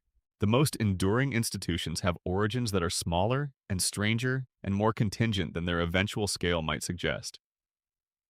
A half-hour sketch comedy program on a brand new network that nobody was sure would survive. A few minutes of rough animation between sketches. 5 characters sketched in 45 seconds in a waiting room. The longest-running animated series in television history. It started small. It always does. Section 4 expanded. December 17th, 1989. Continued. The winter of 1989 was a winter of endings and beginnings, in the specific way that years ending in 9 seemed to carry. The Cold War was ending. The Berlin Wall had fallen in November, just 5 weeks before the premiere of The Simpsons, and the world was in the process of realizing that the particular shape it had held for 40 years was about to change into something that nobody quite knew how to name yet. It was a moment of enormous historical transition and enormous popular uncertainty, the combination that produces, often, the most interesting art. Because art made in moments of historical transition has a quality of urgency to it. A sense that what is being made matters because the world it is making sense of is actively shifting under your feet. The Simpsons premiered into this specific historical moment. It was not explicitly a show about the end of the Cold War or the beginning of the post-Cold War era. It was a show about a family in a small American town. But the America it depicted was an America in the process of figuring out what it was, and the questions it asked about class and work and institutional trust, and the relationship between ordinary people and the systems that governed their lives, were questions that had a particular resonance in a moment when the old certainties were dissolving and the new ones had not yet solidified. Homer Simpson worked in the nuclear industry, the technology that had defined the geopolitical architecture of the Cold War decades. He was protected from the catastrophic potential of his workplace by the specific combination of institutional inertia and billionaire indifference and personal incompetence that the show rendered with such precision. The show was asking, without ever quite asking it in so many words, what happens to ordinary people when the systems that are supposed to protect them are staffed by Homers and owned by Burnses? The answer it offered was not hopeful exactly, but it was warm. The answer was, they find each other. They love each other. They muddle through. The 33 million people who watched the premiere understood this. Not intellectually, not as a critique to be analyzed, but emotionally, in the way that the best television works on its audience. They recognized something. The recognition was not comfortable, necessarily, but it was true. And truth, even uncomfortable truth, has a quality of relief to it. The relief of seeing your own experience reflected back at you by something that is not trying to improve or explain or rationalize that experience, but simply to render it clearly. The first episode ends, as described earlier, with the dog. With Homer bringing home the greyhound he cannot afford as the only gift he is able to provide. But the ending is worth spending more time with because the way the show chooses to end is one of the most characteristic things about it. The family is in the living room. Homer has just revealed the dog. The children are delighted. Marge is standing slightly back, the way she stands when she is holding some combination of frustration and love, in the same posture, and you can see both things in the set of her shoulders. And Homer, in the moment before the credits roll, looks at his family, and the family looks at the dog, and the dog looks at Homer, and there is just this moment of stillness. A moment in which everyone is exactly where they are supposed to be, and nothing more is needed. It is not a triumphant ending. Homer failed. He did not get the bonus he was counting on. He did not give his family the Christmas he had planned. He gave them a dog instead, a dog that is already part of the family in the way that animals become part of families, suddenly and completely and as if they had always been there. It is the ending of a man who tried and failed and tried again and ended up somewhere he did not plan to be, which is where Homer almost always ends up. And the show is telling you that this is okay, that the failure and the trying again and the ending up somewhere unexpected is not a lesser version of the life Homer was trying to have. It is the life. This specific, imperfect, warm, complicated, dog-containing life. The dog's name, Santa's Little Helper, became one of the show's most enduring character names. Not because the character did much in most episodes, not because a greyhound who loses races and makes messes is particularly dynamic as a television presence, but because the name contained the whole of the episode's emotional register in 3 words. Santa's Little Helper. The helper who is not the helper anyone expected. The gift that came from failure. The grace that arrives not through success, but through the willingness to keep trying even when success has definitively not arrived. In the weeks following the premiere, the reviews consolidated into a general consensus that something new and interesting was happening. The New York Times, which had the most influential television criticism in the country at the time, gave the show a cautious but interested assessment, noting its unusual qualities while reserving judgment on whether those qualities would sustain across a full season. The Los Angeles Times was warmer. The Chicago Tribune was warmer still. And from the fan community, such as it existed in 1989 through letters to the editors of newspapers and discussions in the precursor internet spaces of the era, the response was immediate and passionate. People were talking about it, not in the way people talk about a show they have watched and found entertaining, in the way people talk about something that has given them language for something they were already feeling. The first season built steadily. The second episode, Bart the Genius, established the educational and intellectual stakes of the show in a way that complemented the economic stakes of the first. Bart cheats on an IQ test, is placed in a school for gifted children, feels entirely out of place, confesses his cheating, and is sent back to regular school where he belongs. The episode is funny and sharp and contains several moments of genuine insight about the relationship between intelligence and class, about what the education system rewards and what it misses, about the specific humiliation of being shown a better world, and then return to the world you came from. The third episode, Homer's Odyssey, the episode in which Homer considers suicide after losing his job, and then, in a reversal that establishes the pattern of Homer's narrative arc in the show, finds purpose in a crusade for workplace safety that lands him back at the power plant in a new role, was a darker episode than anything that had preceded it. The suicide consideration is handled with characteristic Simpsons indirection, referenced rather than dramatized, the weight of it present without being the thing the episode is about. But it was there. The show was willing, in its third episode, to go to that place, to acknowledge that a person who has failed as publicly and completely as Homer had failed in that episode might go to a very dark place before finding his way back. The warmth of the resolution did not require the darkness to be erased. It required the darkness to be traversed. That quality, the willingness to go to dark places and then find warmth, rather than pretending the dark places were not there, was what made the show endure. Television comedy that avoids darkness feels thin. It does not ask enough of the audience. It does not credit the audience with the complexity of experience that audiences actually have. The Simpsons credited its audience from the first episode. It assumed they could handle Homer considering suicide.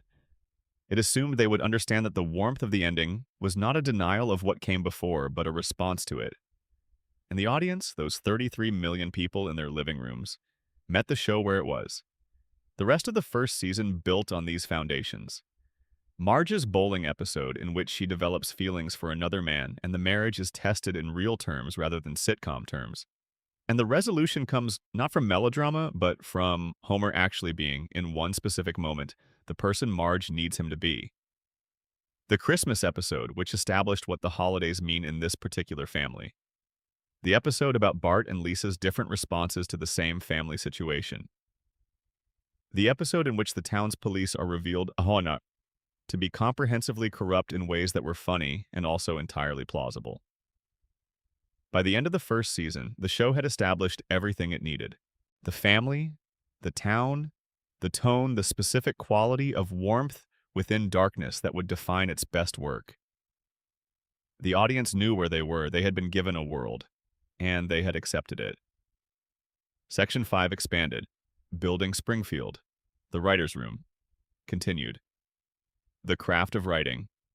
The Simpsons in the Golden Age was discussed, debated, analyzed, and occasionally documented in ways that provide an unusually detailed picture of how the best episodes were made. The DVD commentaries for the Golden Age seasons, recorded years after the episodes aired, are among the most valuable documents in the history of television comedy production. They preserve, in the voices of the writers and directors and actors who made the episodes, a record of what was deliberate and what was accidental and what was argued about and what was instantly agreed upon and what was the product of a specific moment of inspiration in a specific room on a specific day. From those commentaries, and from the numerous interviews that key figures from the Golden Age have given over the decades, several consistent themes emerge about what made the writer's room work at its best. The first is the principle of specificity. Good Simpsons jokes are specific. They are not about generic comedy concepts. They are about Homer specifically, or Springfield specifically, or the specific situation the episode has created. The difference between a generic joke and a specific joke in the Simpsons context is the difference between a joke that anyone could have written and a joke that could only have been written for this exact scene in this exact episode about this exact character. The best writers in the room were relentless in their pursuit of specificity. A joke was not good enough if it was just funny. It had to be funny in a way that was true to the characters and the situation and the specific moment. The second is what one of the writers has described as the principle of the double joke. The idea that the best Simpsons jokes work on at least two levels simultaneously. The immediate level, where the joke lands because it is funny in the most accessible way, and a second level where the joke lands differently for viewers who are paying closer attention, who know more, who are willing to follow the implication further. A joke that works only on the first level is a good joke. A joke that works on both levels is a great one. The writer's room in the Golden Age was staffed by people who pushed consistently for the second level, who were not satisfied with just funny and kept pushing toward funny and true, or funny and strange, or funny and devastating. The third is the principle of the character's truth. Every character in The Simpsons has a specific truth that the writers maintained with unusual consistency. Not a fixed personality template, but something more dynamic. A way of being in the world that was specific enough to generate predictable responses while being complex enough to be surprised by what it generated. Homer would pursue food in preference to almost everything else, but his pursuit of food in a specific situation would be inflected by the specific pressures of that situation in ways that produced results that were funny because they were both expected, which is Homer, and unexpected, which is what Homer does in this specific context. Maintaining this kind of character truth across seasons and writers, and the inevitable drift that happens to characters in long-running television is extremely difficult. It requires, above all, a shared understanding of who the characters are that transcends any individual writer's interpretation. It requires something like a character Bible, though the best character Bibles are not written documents, but accumulated institutional memory, the shared understanding that develops in a group of people who have spent years in the same room making the same show. The fourth principle, and perhaps the most counterintuitive, is the principle of earned emotion. The Simpsons is, fundamentally, a comedy, but the show's best episodes consistently produced genuine emotional responses in their audiences. Homer's relationship with his mother, Lisa's loneliness, Maggie's occasional, extraordinary moments of connection. These emotional responses were not accidental. They were the product of deliberate craft, of writers who understood that comedy and emotion are not opposites, and that the most powerful comedy is often the comedy that makes you laugh, and then, in the next breath, makes you feel something you were not expecting to feel. The rule in the writer's room, as it has been described, was that the emotion had to be earned. You could not have Homer cry if Homer had not been placed through the episode's story in a situation that genuinely warranted tears. You could not have Marge express vulnerability if the episode had not done the work of showing you why this specific moment was a moment of genuine vulnerability rather than narrative convenience. The emotional beats had to grow organically from the story, and the story had to be built to support them. This required discipline. It required the willingness to throw out perfectly good jokes if those jokes undermined the emotional architecture of the episode. It required the understanding that a 22-minute episode was a complete thing with its own structure and its own internal logic, and that every element of it had to serve that whole. This is what the best writers' rooms produce. Not just funny episodes, not just clever episodes, episodes that are complete. Episodes that feel, in their 22 minutes, like something whole and sufficient and true. The room that produced Last Exit to Springfield. The room that produced Homer's Triple Bypass. The room that produced Marge Gets a Job and a Streetcar, named Marge and Homer the Heretic. That room, in those years, was doing something that is genuinely rare in the history of commercial entertainment. It was producing art at industrial scale. 25 episodes a year, week after week, season after season, at a level of sustained quality that was not just impressive, but historically significant. The people who were in that room have, in the years since, gone on to careers of various kinds. Some are still in television, some have moved into film, some have left the entertainment industry entirely. Some have died. But the work they did together in those years, the work that lives in the DVD sets and the streaming catalogs and the memories of the people who watched it when it was new, that work is permanent. It will outlast everyone who made it. It will still be making people laugh and occasionally making them cry long after the original audience for it has gone. Springfield was built by those people. Episode by episode, draft by draft, joke by joke.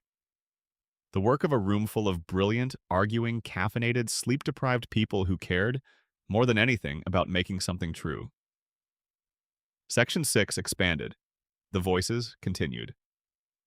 The casting of the supporting characters of The Simpsons is one of the great ongoing creative achievements of the show's production history. The voices of Springfield, the dozens and eventually hundreds of characters who populate the town and its institutions and its various corners of American life, were almost all created by the small core group of voice actors who had been assembled for the main series. Hank Azaria and Harry Shearer between them voiced the majority of named male supporting characters. Tress MacNeille, who joined the cast early and has been part of it ever since, voices a significant portion of the female supporting characters. The economy of this arrangement, the fact that a town of hundreds of distinct characters is given life by a handful of performers, is itself a kind of artistic achievement. The development of a supporting character's voice follows a process that is somewhat different from the development of a main character's voice. The main characters had years of development, from the Tracy Ullman shorts through the first seasons of the main series, during which the voices were refined and settled. The supporting characters were often developed much more quickly, sometimes within a single episode, sometimes within a single recording session. A writer would create a new character for an episode, the character would be described to the voice actor, and the voice actor would, in the recording booth, find the voice. The speed at which this process happened, and the consistency and quality of the voices that emerged from it, speaks to something extraordinary about the ensemble. These performers did not just have the ability to do funny voices in the obvious sense. They had the ability to create complete people very quickly, to find in a brief character description the specific combination of vocal qualities that would make this person distinct and memorable and real in the way that cartoon characters need to be real to work. Chief Wiggum is a good example. He was not a major character in the early seasons. He was a background presence, the town's chief of police, defined primarily by his incompetence and his cheerful unawareness of that incompetence. But Hank Azaria found a voice for him that was so specific, so perfectly observed, that Wiggum expanded naturally into more significant roles as the series progressed. The voice said something definitive about who this person was. The combination of self-satisfaction and stupidity and the specific quality of a man who has confused the appearance of authority with actual authority, all of it was present in the voice. And because the voice was so clear, the writers could write for Wiggum with confidence. knowing that whatever they wrote would land because Azaria would find the specific truth of it in performance. Mo Shislak is perhaps the most complex of the supporting characters, in the sense that his comedy is the most thoroughly saturated with genuine darkness. Mo is a bartender. He is perpetually single and perpetually lonely and perpetually one bad night away from complete despair. He is also extremely funny. Azaria's voice for Mo is the sound of someone who has been disappointed enough times that the disappointment has become his default setting, his baseline state, the lens through which all experience is filtered. He is not mean. He is not malicious. He is specifically and precisely broken in the way that certain kinds of experience break certain kinds of people, and the comedy of his character comes from the gap between the seriousness of his brokenness and the absurdity of the situations in which the show places him.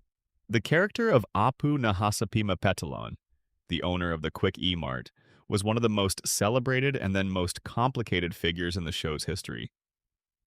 He was voiced by Hank Azaria in an accent that was understood in the context of 1989 American comedy as a recognizable representation of a certain kind of Indian American speech. The character was written, particularly in the Golden Age, with genuine warmth and specificity. He had a life outside the convenience store. He had a wife and octuplets and a relationship to his faith and his heritage that the show treated with more complexity than most American television was giving to South Asian characters. But the representation became, over the decades, a matter of serious debate within the South Asian American community and beyond. The documentary The Problem with Apu, released in 2017, made a focused and thoughtful argument that the character, however warmly intended, had contributed to the specific harm of reducing a complex diaspora experience to a single comedic caricature. The show and its producers grappled with this criticism in various ways. Apu appeared less frequently in later seasons. The accent and some of the character's most stereotyped qualities were softened. The debate around the character became part of a broader cultural conversation about representation in animation and the specific responsibilities of long-running shows toward communities that their characters were meant in some way to represent. This is the complicated legacy of a show that has been on long enough to be judged, not just by the standards of the era in which its choices were made, but by the standards of eras that came after. The choices made in 1989 were made in a cultural context that was genuinely different from the cultural context of 2017 or 2024. This does not make those choices entirely right or entirely wrong. It makes them products of their time, as all creative choices are products of their time, and it places on the people who maintain the show the ongoing responsibility of thinking carefully about what those choices meant and what they continue to mean. The voice acting of The Simpsons is not just an artistic achievement. It is a record of the specific sensibilities and assumptions of the people who made the show across decades of production. As those sensibilities have evolved, as the culture has changed around the show, the voices have been reconsidered and sometimes adjusted and sometimes retired. This process is not comfortable and it is not simple, but it is honest in the way that continuing to make something across 36 years requires honesty about what you made and what it has become. Section 8 expanded. The world Springfield built continued. The Simpsons did something in its relationship to American culture that almost no other entertainment property has managed on the same scale, which is to make itself necessary. Not necessary in the way that water is necessary, but necessary in the specific way that a shared language becomes necessary. Once you have the language, you cannot easily communicate without it. Once you have the Simpsons reference, the Simpsons quote, the Simpsons frame, you reach for it automatically when a situation calls for it. And because the show ran for so long and covered so much territory, it turns out that an extraordinary number of situations call for it. The meme culture that developed around The Simpsons in the age of the internet is one of the most striking cultural phenomena of the 21st century. By the mid-2000s, a community of fans on platforms like Reddit and Twitter had developed a practice of using Simpsons screen caps as a visual vocabulary for communicating about contemporary situations. A screen cap of Homer backing slowly into a hedge became the standard image for the feeling of wanting to retreat from a social situation you have created. A screen cap of Bart writing on the blackboard became the template for expressing repetitive guilt or obligation. A screen cap of the monorail salesman became the image for spotting obvious grift. These images circulated in millions of online conversations used by people who had and had not watched the show, who understood and did not understand the specific context of the original scene, but who recognized in the image something that communicated a feeling they were trying to express. This is an extraordinary cultural achievement. The Simpsons did not design itself to become a meme vocabulary. It designed itself to be a good television show, but it was a good television show that was made with enough specificity and enough emotional truth that its specific images carried a weight of meaning that could be extracted from the original context and applied to new contexts while retaining their communicative power. That is what good storytelling does. It creates images and moments that are bigger than the original work, that belong to the culture rather than just to the text. The show's relationship with its own legacy became increasingly complex as it aged. The existence of the Golden Age as a recognized cultural reference created a situation where the show was, in some sense, always in comparison with its own past. Every new season was measured against seasons 3 through 8. Every new episode was compared to the canonical great episodes of the 1990s. This was in some ways inevitable. You cannot produce 131 brilliant episodes and then expect the next several hundred to be evaluated on their own terms. The history of the show was part of the context in which new episodes were received. The show has addressed this situation with varying degrees of grace over the years. Some later seasons simply ignored the comparison and tried to be good television on its own terms. Some later seasons over-referenced the show's own history in ways that felt like nostalgia rather than storytelling. Some individual episodes managed to do something genuinely new with characters who had been explored for decades, to find unexplored rooms in houses that seemed thoroughly mapped. The seasonal anthology episodes, the Treehouse of Horror specials that aired every Halloween, became one of the show's most reliable and enduring formats precisely because they existed outside the main continuity. In the Treehouse of Horror episodes, the show could kill characters, destroy Springfield, explore dark themes that the main continuity would not sustain. They were the show's laboratory, the place where the writers could try things that the regular format did not permit. Some of the greatest individual sequences in the show's history exist within Treehouse of Horror episodes, untethered from the requirements of continuity and character consistency, and allowed to simply be whatever the writers needed them to be. The show's impact on the practice of television comedy itself is difficult to overstate. A generation of writers who grew up watching The Simpsons went into television comedy carrying the show's sensibility with them. The specific quality of being smart and emotional and layered and honest that the best Simpsons episodes exemplified became, for this generation, the standard against which television comedy was measured. Shows like Arrested Development and 30 Rock and Community, all of which are often cited by their creators as being influenced by The Simpsons, share a quality of dense layering, of jokes that work on multiple levels, of characters whose comedy is inseparable from their emotional truth, that is identifiably descended from the Simpsons model. The show also changed what audiences expected from animation. Before The Simpsons, animation for adults existed in a form that was either explicitly transgressive, which is to say underground and deliberately offensive, or implicitly condescending, which is to say Saturday morning, shows that were aimed at children and happened to find adult audiences.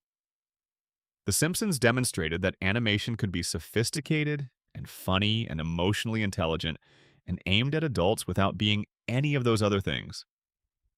It opened a space, and into that space, in the years following the show's success, came a wave of adult animation that defined the 1990s and that continues to define the medium today. Beavis and Butthead, King of the Hill, South Park, Futurama, Family Guy, Bob's Burgers, Archer, Rick and Morty. All of these shows exist in a space that The Simpsons opened. Some of them are better than others, some of them share more with The Simpsons tradition than others. But all of them are possible, commercially and creatively, because The Simpsons demonstrated that there was an audience for adult animation that was genuine and large and willing to invest in characters and stories. Springfield created a genre, an entire form of entertainment that did not exist before December 17th, 1989. That is the full measure of what the show built. Section 9 expanded, The Simpsons movie, continued.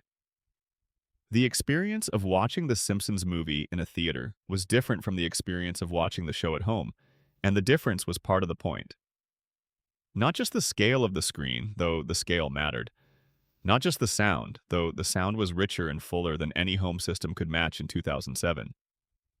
The experience was different because it was communal in a way that television viewing, for all its shared cultural impact, is not usually communal. People were watching it together, in the dark, with strangers who were feeling the same things at the same times. When Homer did something stupid in the film, the laugh that went through the theater was different from the laugh you laughed alone on your couch. It had mass, it had resonance, it bounced off the walls and came back amplified by the hundreds of other people around you who were feeling the same thing. And when the film's emotional moments landed, when Homer's voice caught on something vulnerable and true, the stillness in the theater was different too. The held breath of hundreds of people at once, a shared recognition that was happening simultaneously in each of them. This is what cinema does that television cannot fully replicate. It makes the experience social in a specific way. It makes you aware of the other people having the same experience. And for a property like The Simpsons, which had been primarily a living room experience for 18 years, a solo or family experience rather than a communal one, the theatrical context added something that the show had never had. It made the audience visible to itself. The fans who turned out for the opening weekend were, in some cases, people who had not watched the show regularly in years, who had drifted away from it as the golden age receded and the later seasons became inconsistent. They came to the movie because the movie was an event, a cultural obligation, a way of returning to something they had loved and checking in on whether it was still worth loving. For most of them, the answer was yes, with qualifications. The movie was not the golden age, but it reminded them what the golden age had been. And the reminder was, for many of them, enough. There is something worth saying about the specific audience that the movie found in people who were children when the show premiered. By 2007, those children were adults. The first generation of Simpsons viewers, the people who had grown up with the show, were in their 20s and 30s when the movie came out.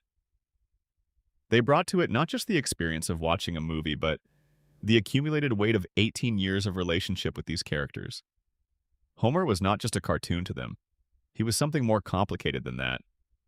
He was part of their childhood. He was part of how they understood families and work and the specific quality of American life that the show had been rendering for nearly 2 decades. When Homer stood in the theater of his own failure, looking at the dome that he had helped build over Springfield, and made the choice to go back rather than escape, that choice landed differently for people who had been watching Homer for 18 years than it could have landed for first-time viewers. Because they knew the history. They knew every time Homer had made the wrong choice and then found his way back to the right one. They knew the pattern. And seeing it in the movie, seeing it larger and louder, and with the specific weight of theatrical music under it, they felt it the way you feel something that has been building for a long time when it finally arrives. The box office of the film, the $536 million it earned worldwide, is perhaps the clearest measure of how deeply the show had embedded itself in the culture across its first 18 years. Those tickets were sold not just to people who had watched the show's recent seasons. They were sold to people who had loved the golden age years and been away from the show since. They were sold to people who had grown up with the show and wanted to introduce it to their own children. They were sold to people in countries around the world where the show had been dubbed and broadcast and had found its own local audiences who had their own specific relationships with the Yellow family from the Impossible Town. The global reach of The Simpsons is itself a remarkable phenomenon. The show has been broadcast in more than 60 countries and translated into dozens of languages. The specific challenges of translating its jokes, which are so deeply grounded in American cultural references, American political satire, American working-class experience, produce different approaches in different countries. Some translations attempted literal fidelity to the jokes and let the American references stand. Others adapted the jokes to local references, replacing the American political figures and cultural touchstones with local equivalents. Others fell somewhere in between, preserving the American setting while finding equivalents for the jokes that worked in the target language.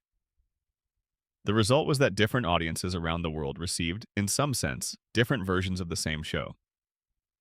German viewers of The Simpsons were watching something that shared its structure and its characters and its emotional architecture with what American viewers were watching, but that was inflected with the specific cultural references and comedic sensibilities of German humor. The same was true in France, in Japan, in Brazil, in every country where the show found an audience. And yet the core of the show translated. The family translated. Homer and Marge and Bart and Lisa and Maggie spoke to people in other languages and other cultural contexts with something close to the same force they spoke to American audiences. Because the family was, underneath everything else, a universal thing. The imperfect love, the economic pressure, the children growing and not growing, the parents trying and failing and trying again. These were not specifically American experiences. They were human experiences that the American context had shaped, but had not fundamentally altered. Springfield became, in this global dissemination, something more than a fictional American town. It became a shared cultural space that people in 60 countries inhabited together, each in their own language, each with their own inflections and adaptations, but all recognizing the same family in the same house on the same impossible street. That is the full measure of what the movie was celebrating. Not just 18 years of American television, 18 years of a world. Section 10 expanded. 36 seasons. Continued. There is a generation of children alive today. Children who were born in the 21st century, who have never known a world without The Simpsons, who have always lived in a culture in which Springfield existed, for whom the show is not a formative experience but simply a fixture of the environment, like the internet or smartphones or the specific quality of ambient information that characterizes modern life. They have grown up in a world already shaped by the show, already speaking its language, already using its images and its references without always knowing where those images and references came from. This is a strange and beautiful kind of cultural inheritance. The children of the 1960s grew up with television as a new thing, a technology that was reshaping how people understood entertainment and information and the texture of daily life. The children of the 1990s grew up with the internet as the new thing. The children of the 2000s and 2020s are growing up with a media landscape that is so various and so fragmented and so abundant that the concept of a single show dominating the cultural conversation, the way The Simpsons dominated it in the 1990s, is essentially historical. They will never experience that kind of shared cultural moment in quite the same way. But The Simpsons, for all the ways in which the media landscape has changed around it, has persisted. It is still being made. It is still on television every week. And the new audiences it is finding, the young people encountering it through the streaming catalogs, are discovering that what the show has to offer is not entirely dependent on the shared cultural moment of the 1990s. That Homer and Marge and Bart and Lisa and Maggie are still themselves. That Springfield is still Springfield. That the specific quality of warmth and honesty and comedy that made the show extraordinary in its best years is still findable in the later seasons if you know where to look. What has changed, and what the show has been grappling with for at least a decade, is the relationship between the show's original vision and the cultural context in which it now operates. The show was created by a specific group of people with a specific set of assumptions about what American life looked like and what comedy could do with that life. Those assumptions were products of their time. Some of them have aged well. Some of them have aged less well. The show has, with varying degrees of success and grace, tried to update its relationship with some of those assumptions without abandoning the core qualities that made it what it was. This is a genuinely difficult creative challenge. How do you maintain the essential identity of a creative work across 36 years of cultural change? How do you remain honest about the world when the world has changed in ways that require different kinds of honesty? The Simpsons has not always answered these questions perfectly. No creative institution that has been operating for 36 years could possibly answer them all perfectly. But the fact that it is still trying, still making episodes, still thinking about these questions is evidence of a kind of creative integrity that deserves acknowledgement. The show has, in its later seasons, done some genuinely interesting things. It has addressed the floating timeline directly, in episodes that acknowledge the strangeness of Bart still being 10 years old in a world where the rest of the cultural context is clearly 21st century. It has addressed the show's own legacy in episodes that look back at the golden age with a combination of nostalgia and self-awareness that is sometimes rueful and sometimes unexpectedly moving. It is found in individual episodes scattered across seasons that are otherwise inconsistent, moments of genuine brilliance that demonstrate what the characters can still do when the writing is at its best. And it has maintained, across all 36 years, the one thing that nothing could take away: the family. Homer and Marge and Bart and Lisa and Maggie are who they are. Not because the show has protected them from change in any deep sense, but because the original vision of those characters was true enough and deep enough that it has survived everything that has been done with them. Homer still loves his family. Marge still holds everything together. Bart still has the specific quality of mischievous intelligence that was his from the beginning. Lisa still sees more than anyone around her wants her to see. Maggie still watches and still knows. The question of what happens to The Simpsons after it ends, whenever that is genuinely interesting. Will it be the kind of show that continues to find audiences across generations, the way that classic films from the golden age of Hollywood continue to find audiences? Or will it be the kind of show that is loved intensely by the generation that grew up with it and gradually fades into the category of things that were important to your parents? The answer probably depends on which version of the show you are talking about. The Golden Age episodes have the quality of enduring comedy. The episodes that were funny in specific ways about specific things, from the specific moment of the 1990s, will age differently from the episodes that were funny in ways that are about human nature rather than cultural moment. The great episodes, the ones that are about Homer's love for his family, about Lisa's loneliness, about the specific comedy of human failure and recovery, those episodes will probably endure. They were not made for a moment. They were made for anyone who has ever been a person in a family in an imperfect world, which is everyone, always. And that is what the show ultimately was. In 36 years and nearly 800 episodes, The Simpsons has been telling one story. Not the story of a nuclear power plant, or a corrupt billionaire, or an impossible small town in an unknown American state. One story. The story of 5 people who love each other and drive each other crazy, and would be lost without each other, and sometimes are lost, temporarily, and always find their way back. That story is not specific to 1989 or to America or to the medium of animation. It is the oldest story. The story of family, which is the story of love under pressure, love maintained across time and failure and the wearing down that life does to everyone. Homer and Marge and Bart and Lisa and Maggie are the most recent tellers of that story. They will not be the last, but they are ours. The yellow family in the yellow house in the impossible town. Theirs and ours. Permanent and impermanent. Frozen and alive. The couch is warm. The television is on. Come home. Final section. Additional details on The Simpsons' cultural legacy. The show's relationship with its own 40-year history is, by now, one of the most complex relationships in the history of American entertainment. The Simpsons did not just make television. In a meaningful sense, it made television's past. It created, through its sustained cultural presence, a body of reference that functions as a kind of collective memory for the generations that grew up with it. When people of a certain age want to describe a specific kind of greed, or a specific kind of incompetence, or a specific kind of improbable triumph, they reach for Simpsons references not because the show is the only place those qualities exist, but because the show rendered them so precisely that its versions of them have become the standard against which other versions are compared. This is the deepest form of cultural influence. Not the influence of being quoted or referenced, though the show is quoted and referenced continuously. The influence of shaping how people see, of providing the specific images and characters and situations through which a generation processes its experience of the world.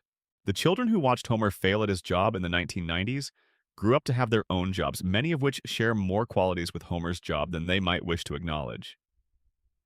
The corporate incompetence. The gap between what the institution says it is and what it actually is. The specific experience of caring about something that the institution does not particularly care about. When those people encounter these things in their adult lives, they have Homer. They have the specific language of Homer's experience to help them understand their own. That is not a small gift. That is a very large one. The children who watched Lisa struggle with the loneliness of being the smartest person in the room grew up to have their own experiences of being out of step with the world around them. The specific ache of intelligence in a context that does not value intelligence, of seeing things that others do not see, of being right about things and finding that being right does not make you loved. They have Lisa. They have her specific brand of perseverance, her refusal to stop asking questions even when the questions make everyone uncomfortable, her ability to find beauty and meaning in a world that regularly disappoints her. That perseverance is a model, not a perfect model. Lisa has her own limitations and failures, but a genuine model for the specific kind of endurance that being a perceptive person in an indifferent world requires. The children who wanted to be Bart, who wanted his freedom and his defiance and his specific ability to locate the absurdity in authority and respond to it with exactly the right act of mischief, grew up to find that the world is more resistant to the kind of liberating mischief Bart specializes in than Springfield was, that the real world has consequences that Springfield's reset button removes, but they carry Bart with them anyway. The memory of what it felt like to believe that the right trick at the right moment could make authority look foolish and bring the systems that oppress you down to size. The belief that underneath all the institutional weight and social pressure, there is still a 10-year-old in sneakers who is not afraid of anything. And Maggie. Maggie who watches everything and says nothing. Maggie who has been waiting for 36 years to speak. She is the character who contains the most of what the show has been keeping in reserve. Her silence is the show's deepest patience. Her enormous eyes are the show's deepest attention. She is watching Springfield and watching America and watching the world. She is watching everything that has happened since December 17th, 1989. And she is remembering. The show will end someday. Not this year, probably. Not next year. But someday. The floating timeline will be pulled up onto the shore. Bart will be allowed to be 11. Lisa will be allowed to be 9. Homer will retire from the power plant. Marge will get to find out what she could have been. And Maggie will finally speak. What she says when she finally speaks might be the most important thing the show has ever said. Not because it will be the most clever or the most emotionally complex or the most brilliantly constructed piece of comedy the writer's room has ever produced, but because it will be the end of a 36-year wait. Because the silence will have been broken. Because the baby who watched everything will have found her words. Until then, the couch, the television, the family, the town, Springfield is on. Springfield is always on. Close your eyes. You're home. End of full script. Word count target, 40,000 plus words. Script sections, 1. The night before Springfield existed, including expansion. 2. Matt Groening, the man who drew his way out, including expansion. 3. The Tracy Ullman years, 5-minute worlds, including expansion. 4. December 17th, 1989. The night it all began, including expansion. Byron. Building Springfield, the writer's room, including expansion. 6. The voices behind the Yellow family, including expansion. 7. The Golden Age and how it happened. 8. The world Springfield built, culture, merchandise, mania, including expansion. 9. The Simpsons movie and what it almost was, including expansion. 10. 36 seasons, how it keeps going, including expansion. 11. Final cultural legacy section. 11 Labs voice generation notes. No exclamation points in narration. Keep tone even and warm throughout. All dashes indicate natural pause. Preserve them. Paragraph breaks indicate breath points. Section headers and brackets should be excluded from the voice generation text. Pacing note. This script is intended to be read slowly, at a relaxed, sleepy narration speed of approximately 100 to 110 words per minute. Addendum: the people behind the curtain, the unsung architects of Springfield. There are names that appear in every retrospective about The Simpsons.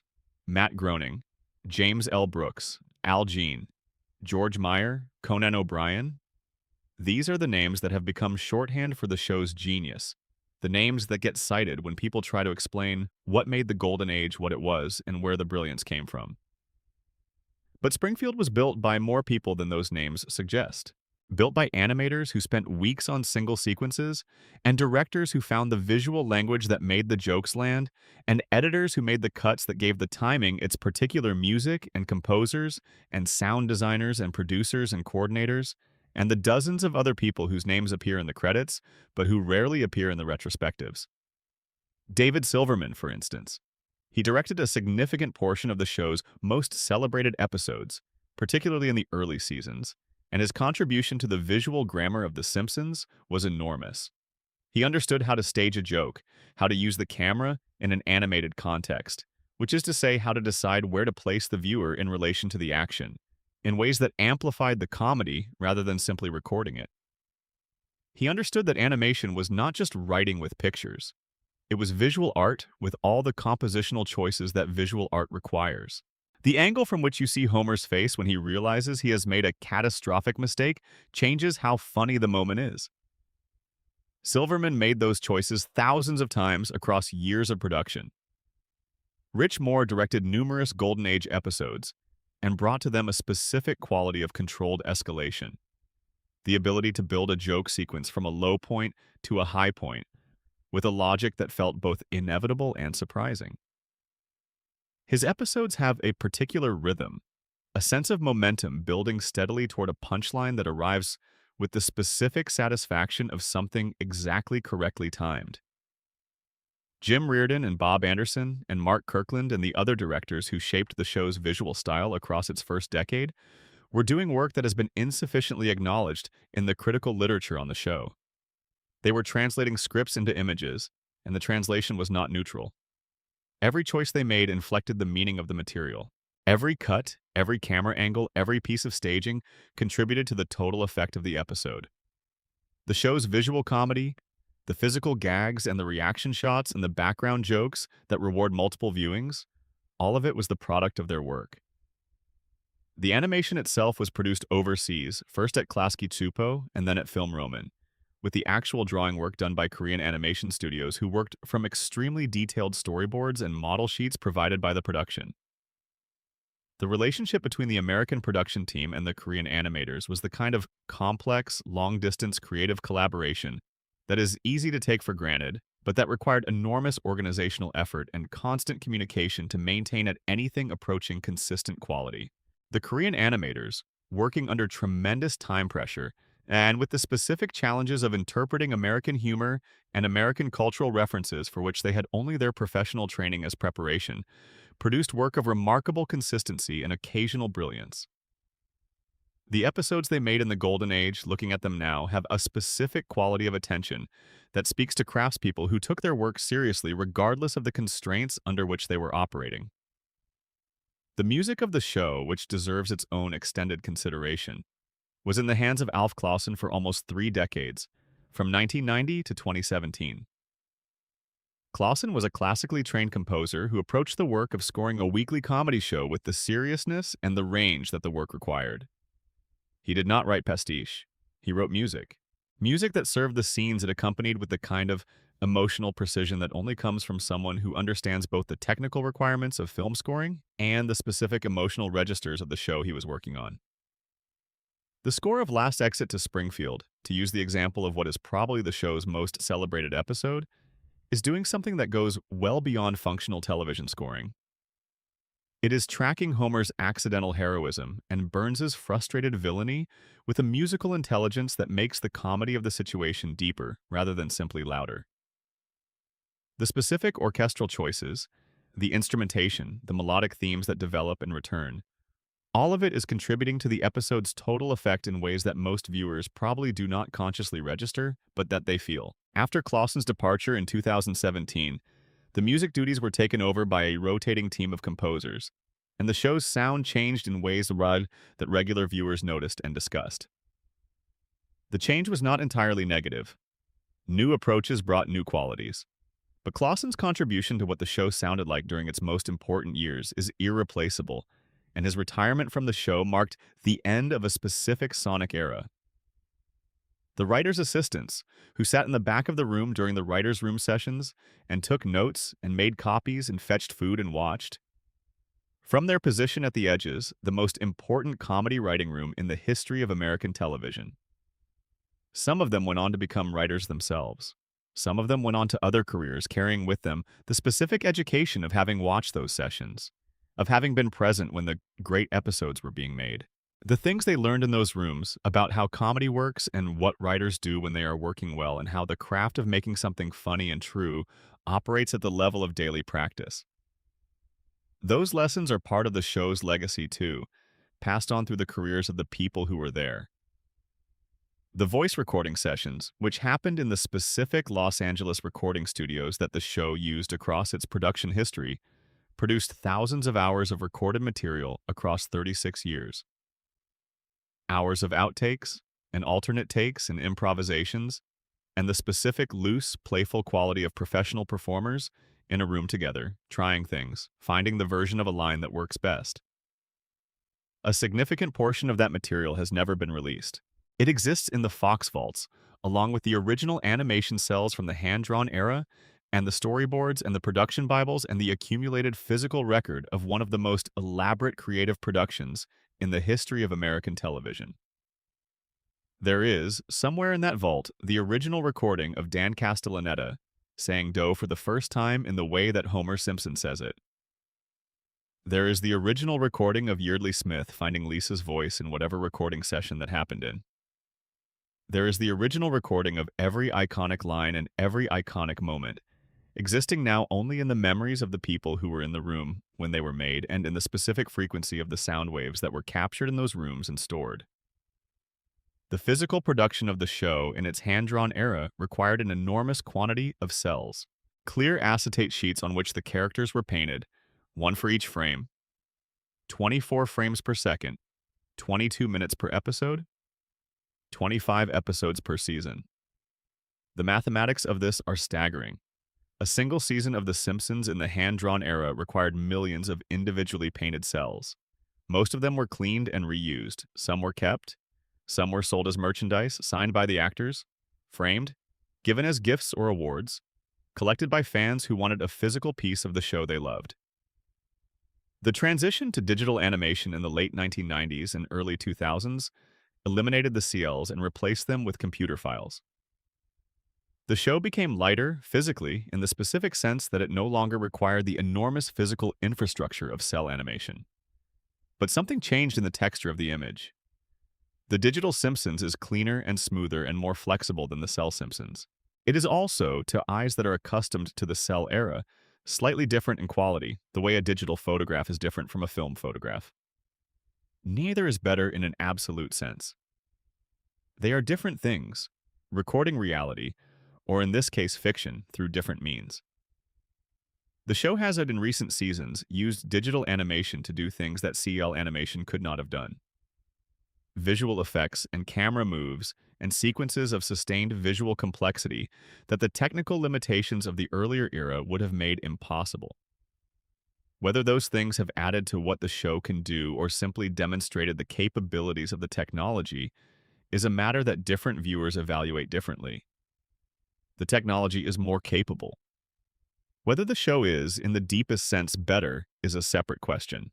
The production offices of the show have moved several times across 36 years, from the original spaces in the early 1990s to the various Fox studio facilities that the show has occupied since.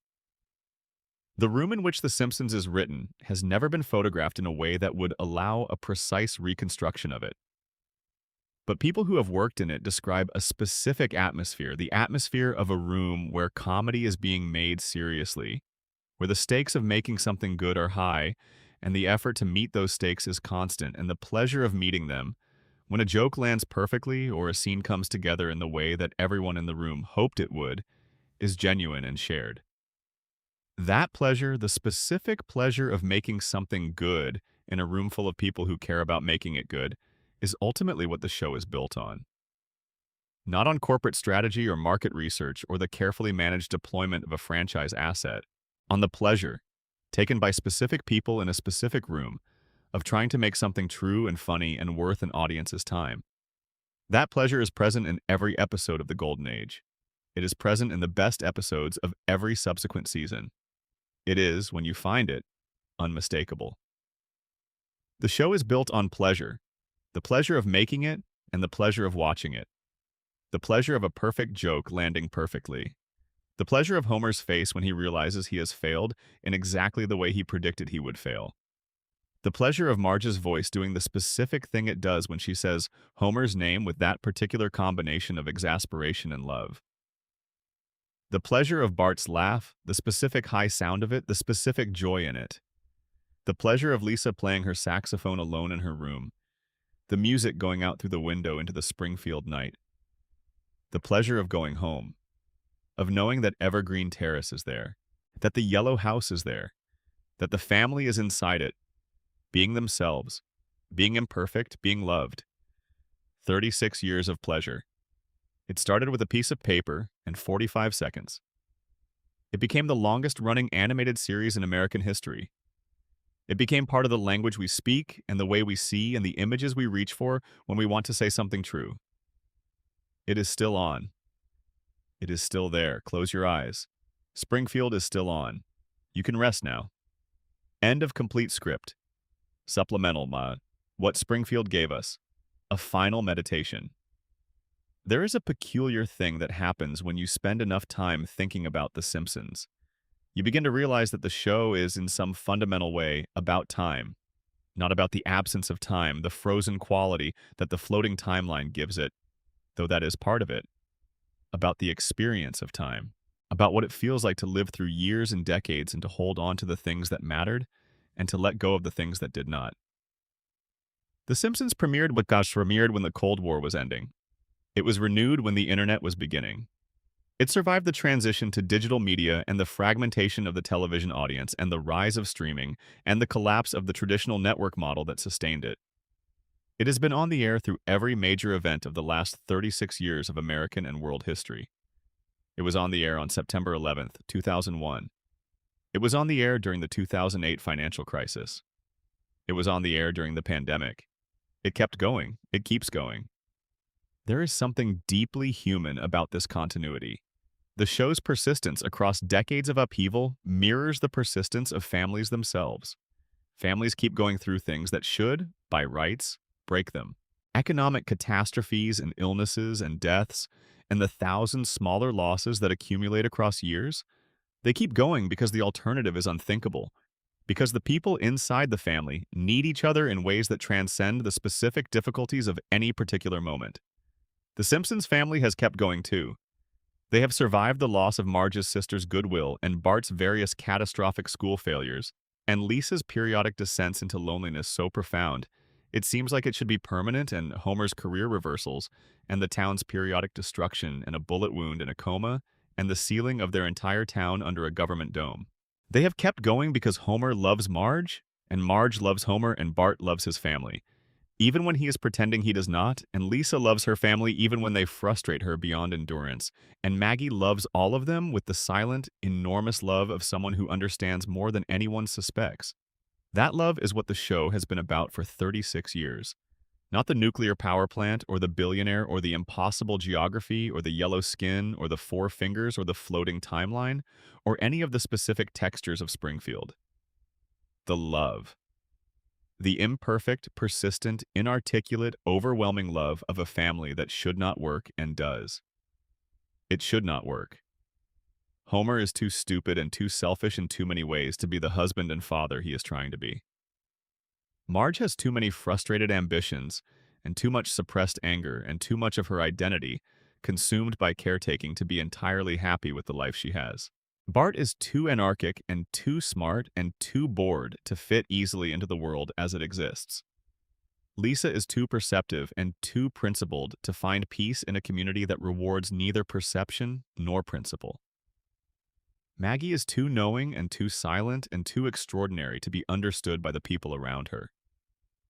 And yet, the family works, not perfectly, not without cost, but it works. They choose each other. Every episode, in some small way, they choose each other.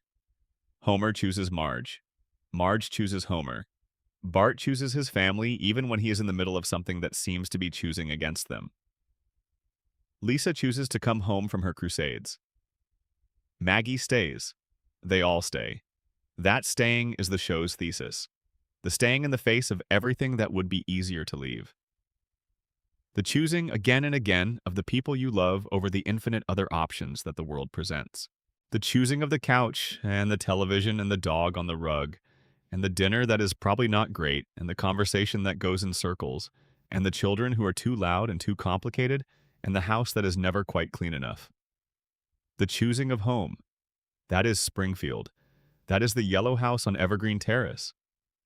That is Homer falling asleep in front of the television, and Marge pulling a blanket over his shoulders, and the children in their beds, and the dog in his corner, and the night settling over a town that does not appear on any map, but exists with absolute certainty in the hearts of hundreds of millions of people who have spent some part of their lives there. You know this town. You have always known it.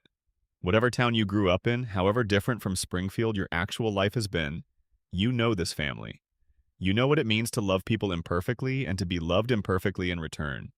You know what it means to fail and try again. You know what it means to be held by the warmth of people who are yours and who you are theirs. The Simpsons gave us a language for this. 36 years of episodes, nearly 800 stories, millions of individual moments of comedy and feeling and recognition. A vocabulary for the specific experience of being alive in a family, in a world that is enormous and often difficult and always, underneath everything else, full of the possibility of the kind of love that Homer Simpson has for his family. It is a rough kind of love, an inarticulate kind, a love expressed through dough and through falling downstairs and through bringing home the wrong Christmas gift and through the vending machine and the hospital bed and the 45 seconds in the waiting room where it all began. But it is real. And real is, in the end, the only thing that lasts. Real is Springfield. Good night. A note on the show's enduring place in the American imagination. Every culture produces, at certain moments, a piece of art that becomes more than itself, that absorbs so much of the collective imagination of its time that it begins to function as a mirror, showing people who they are in ways that more straightforwardly realistic art cannot manage. America produced The Simpsons at the specific moment when it needed it most, at the hinge between the 20th century and the 21st, when the old certainties were dissolving and the new ones had not arrived. The show arrived in that moment and did what the best art always does. It said, "Here you are, not as you wish you were, not as you present yourself to the world, but as you actually are, in your house, on your couch, with your family, in your town, with your fears and your loves and your failures and your stubborn, beautiful persistence. Here you are, yellow and imperfect and alive." There is a specific quality of recognition that hits you sometimes when you are watching the right episode at the right moment in your life. You see Homer do something that you yourself have done, in the specific way that only Homer does it, with that particular combination of good intentions and disastrous execution and bewildered aftermath. And you laugh, not just because it is funny, though it is very funny, but because you have been seen. Because the show looked at you and found you and rendered you in ink and put you on a screen and said, "This is also you, and that is also okay because Homer finds his way home." He always does. That is the gift. 36 years of being found, 36 years of being seen, 36 years of a yellow family reminding us that imperfection is not failure, that love does not require perfection, and that home is not a place you arrive at, but a thing you choose again and again in every small decision to stay. The show is still on. It is on right now, somewhere. Being watched by someone who needed it tonight for whatever specific reason tonight has brought them to it. And it is giving that person what it has always given. The specific warmth of Evergreen Terrace at night. The specific comfort of a story that ends every time with the family intact. That is enough. That has always been enough. Good night, Springfield. Good night. That is Springfield. That will always be Springfield. Good night.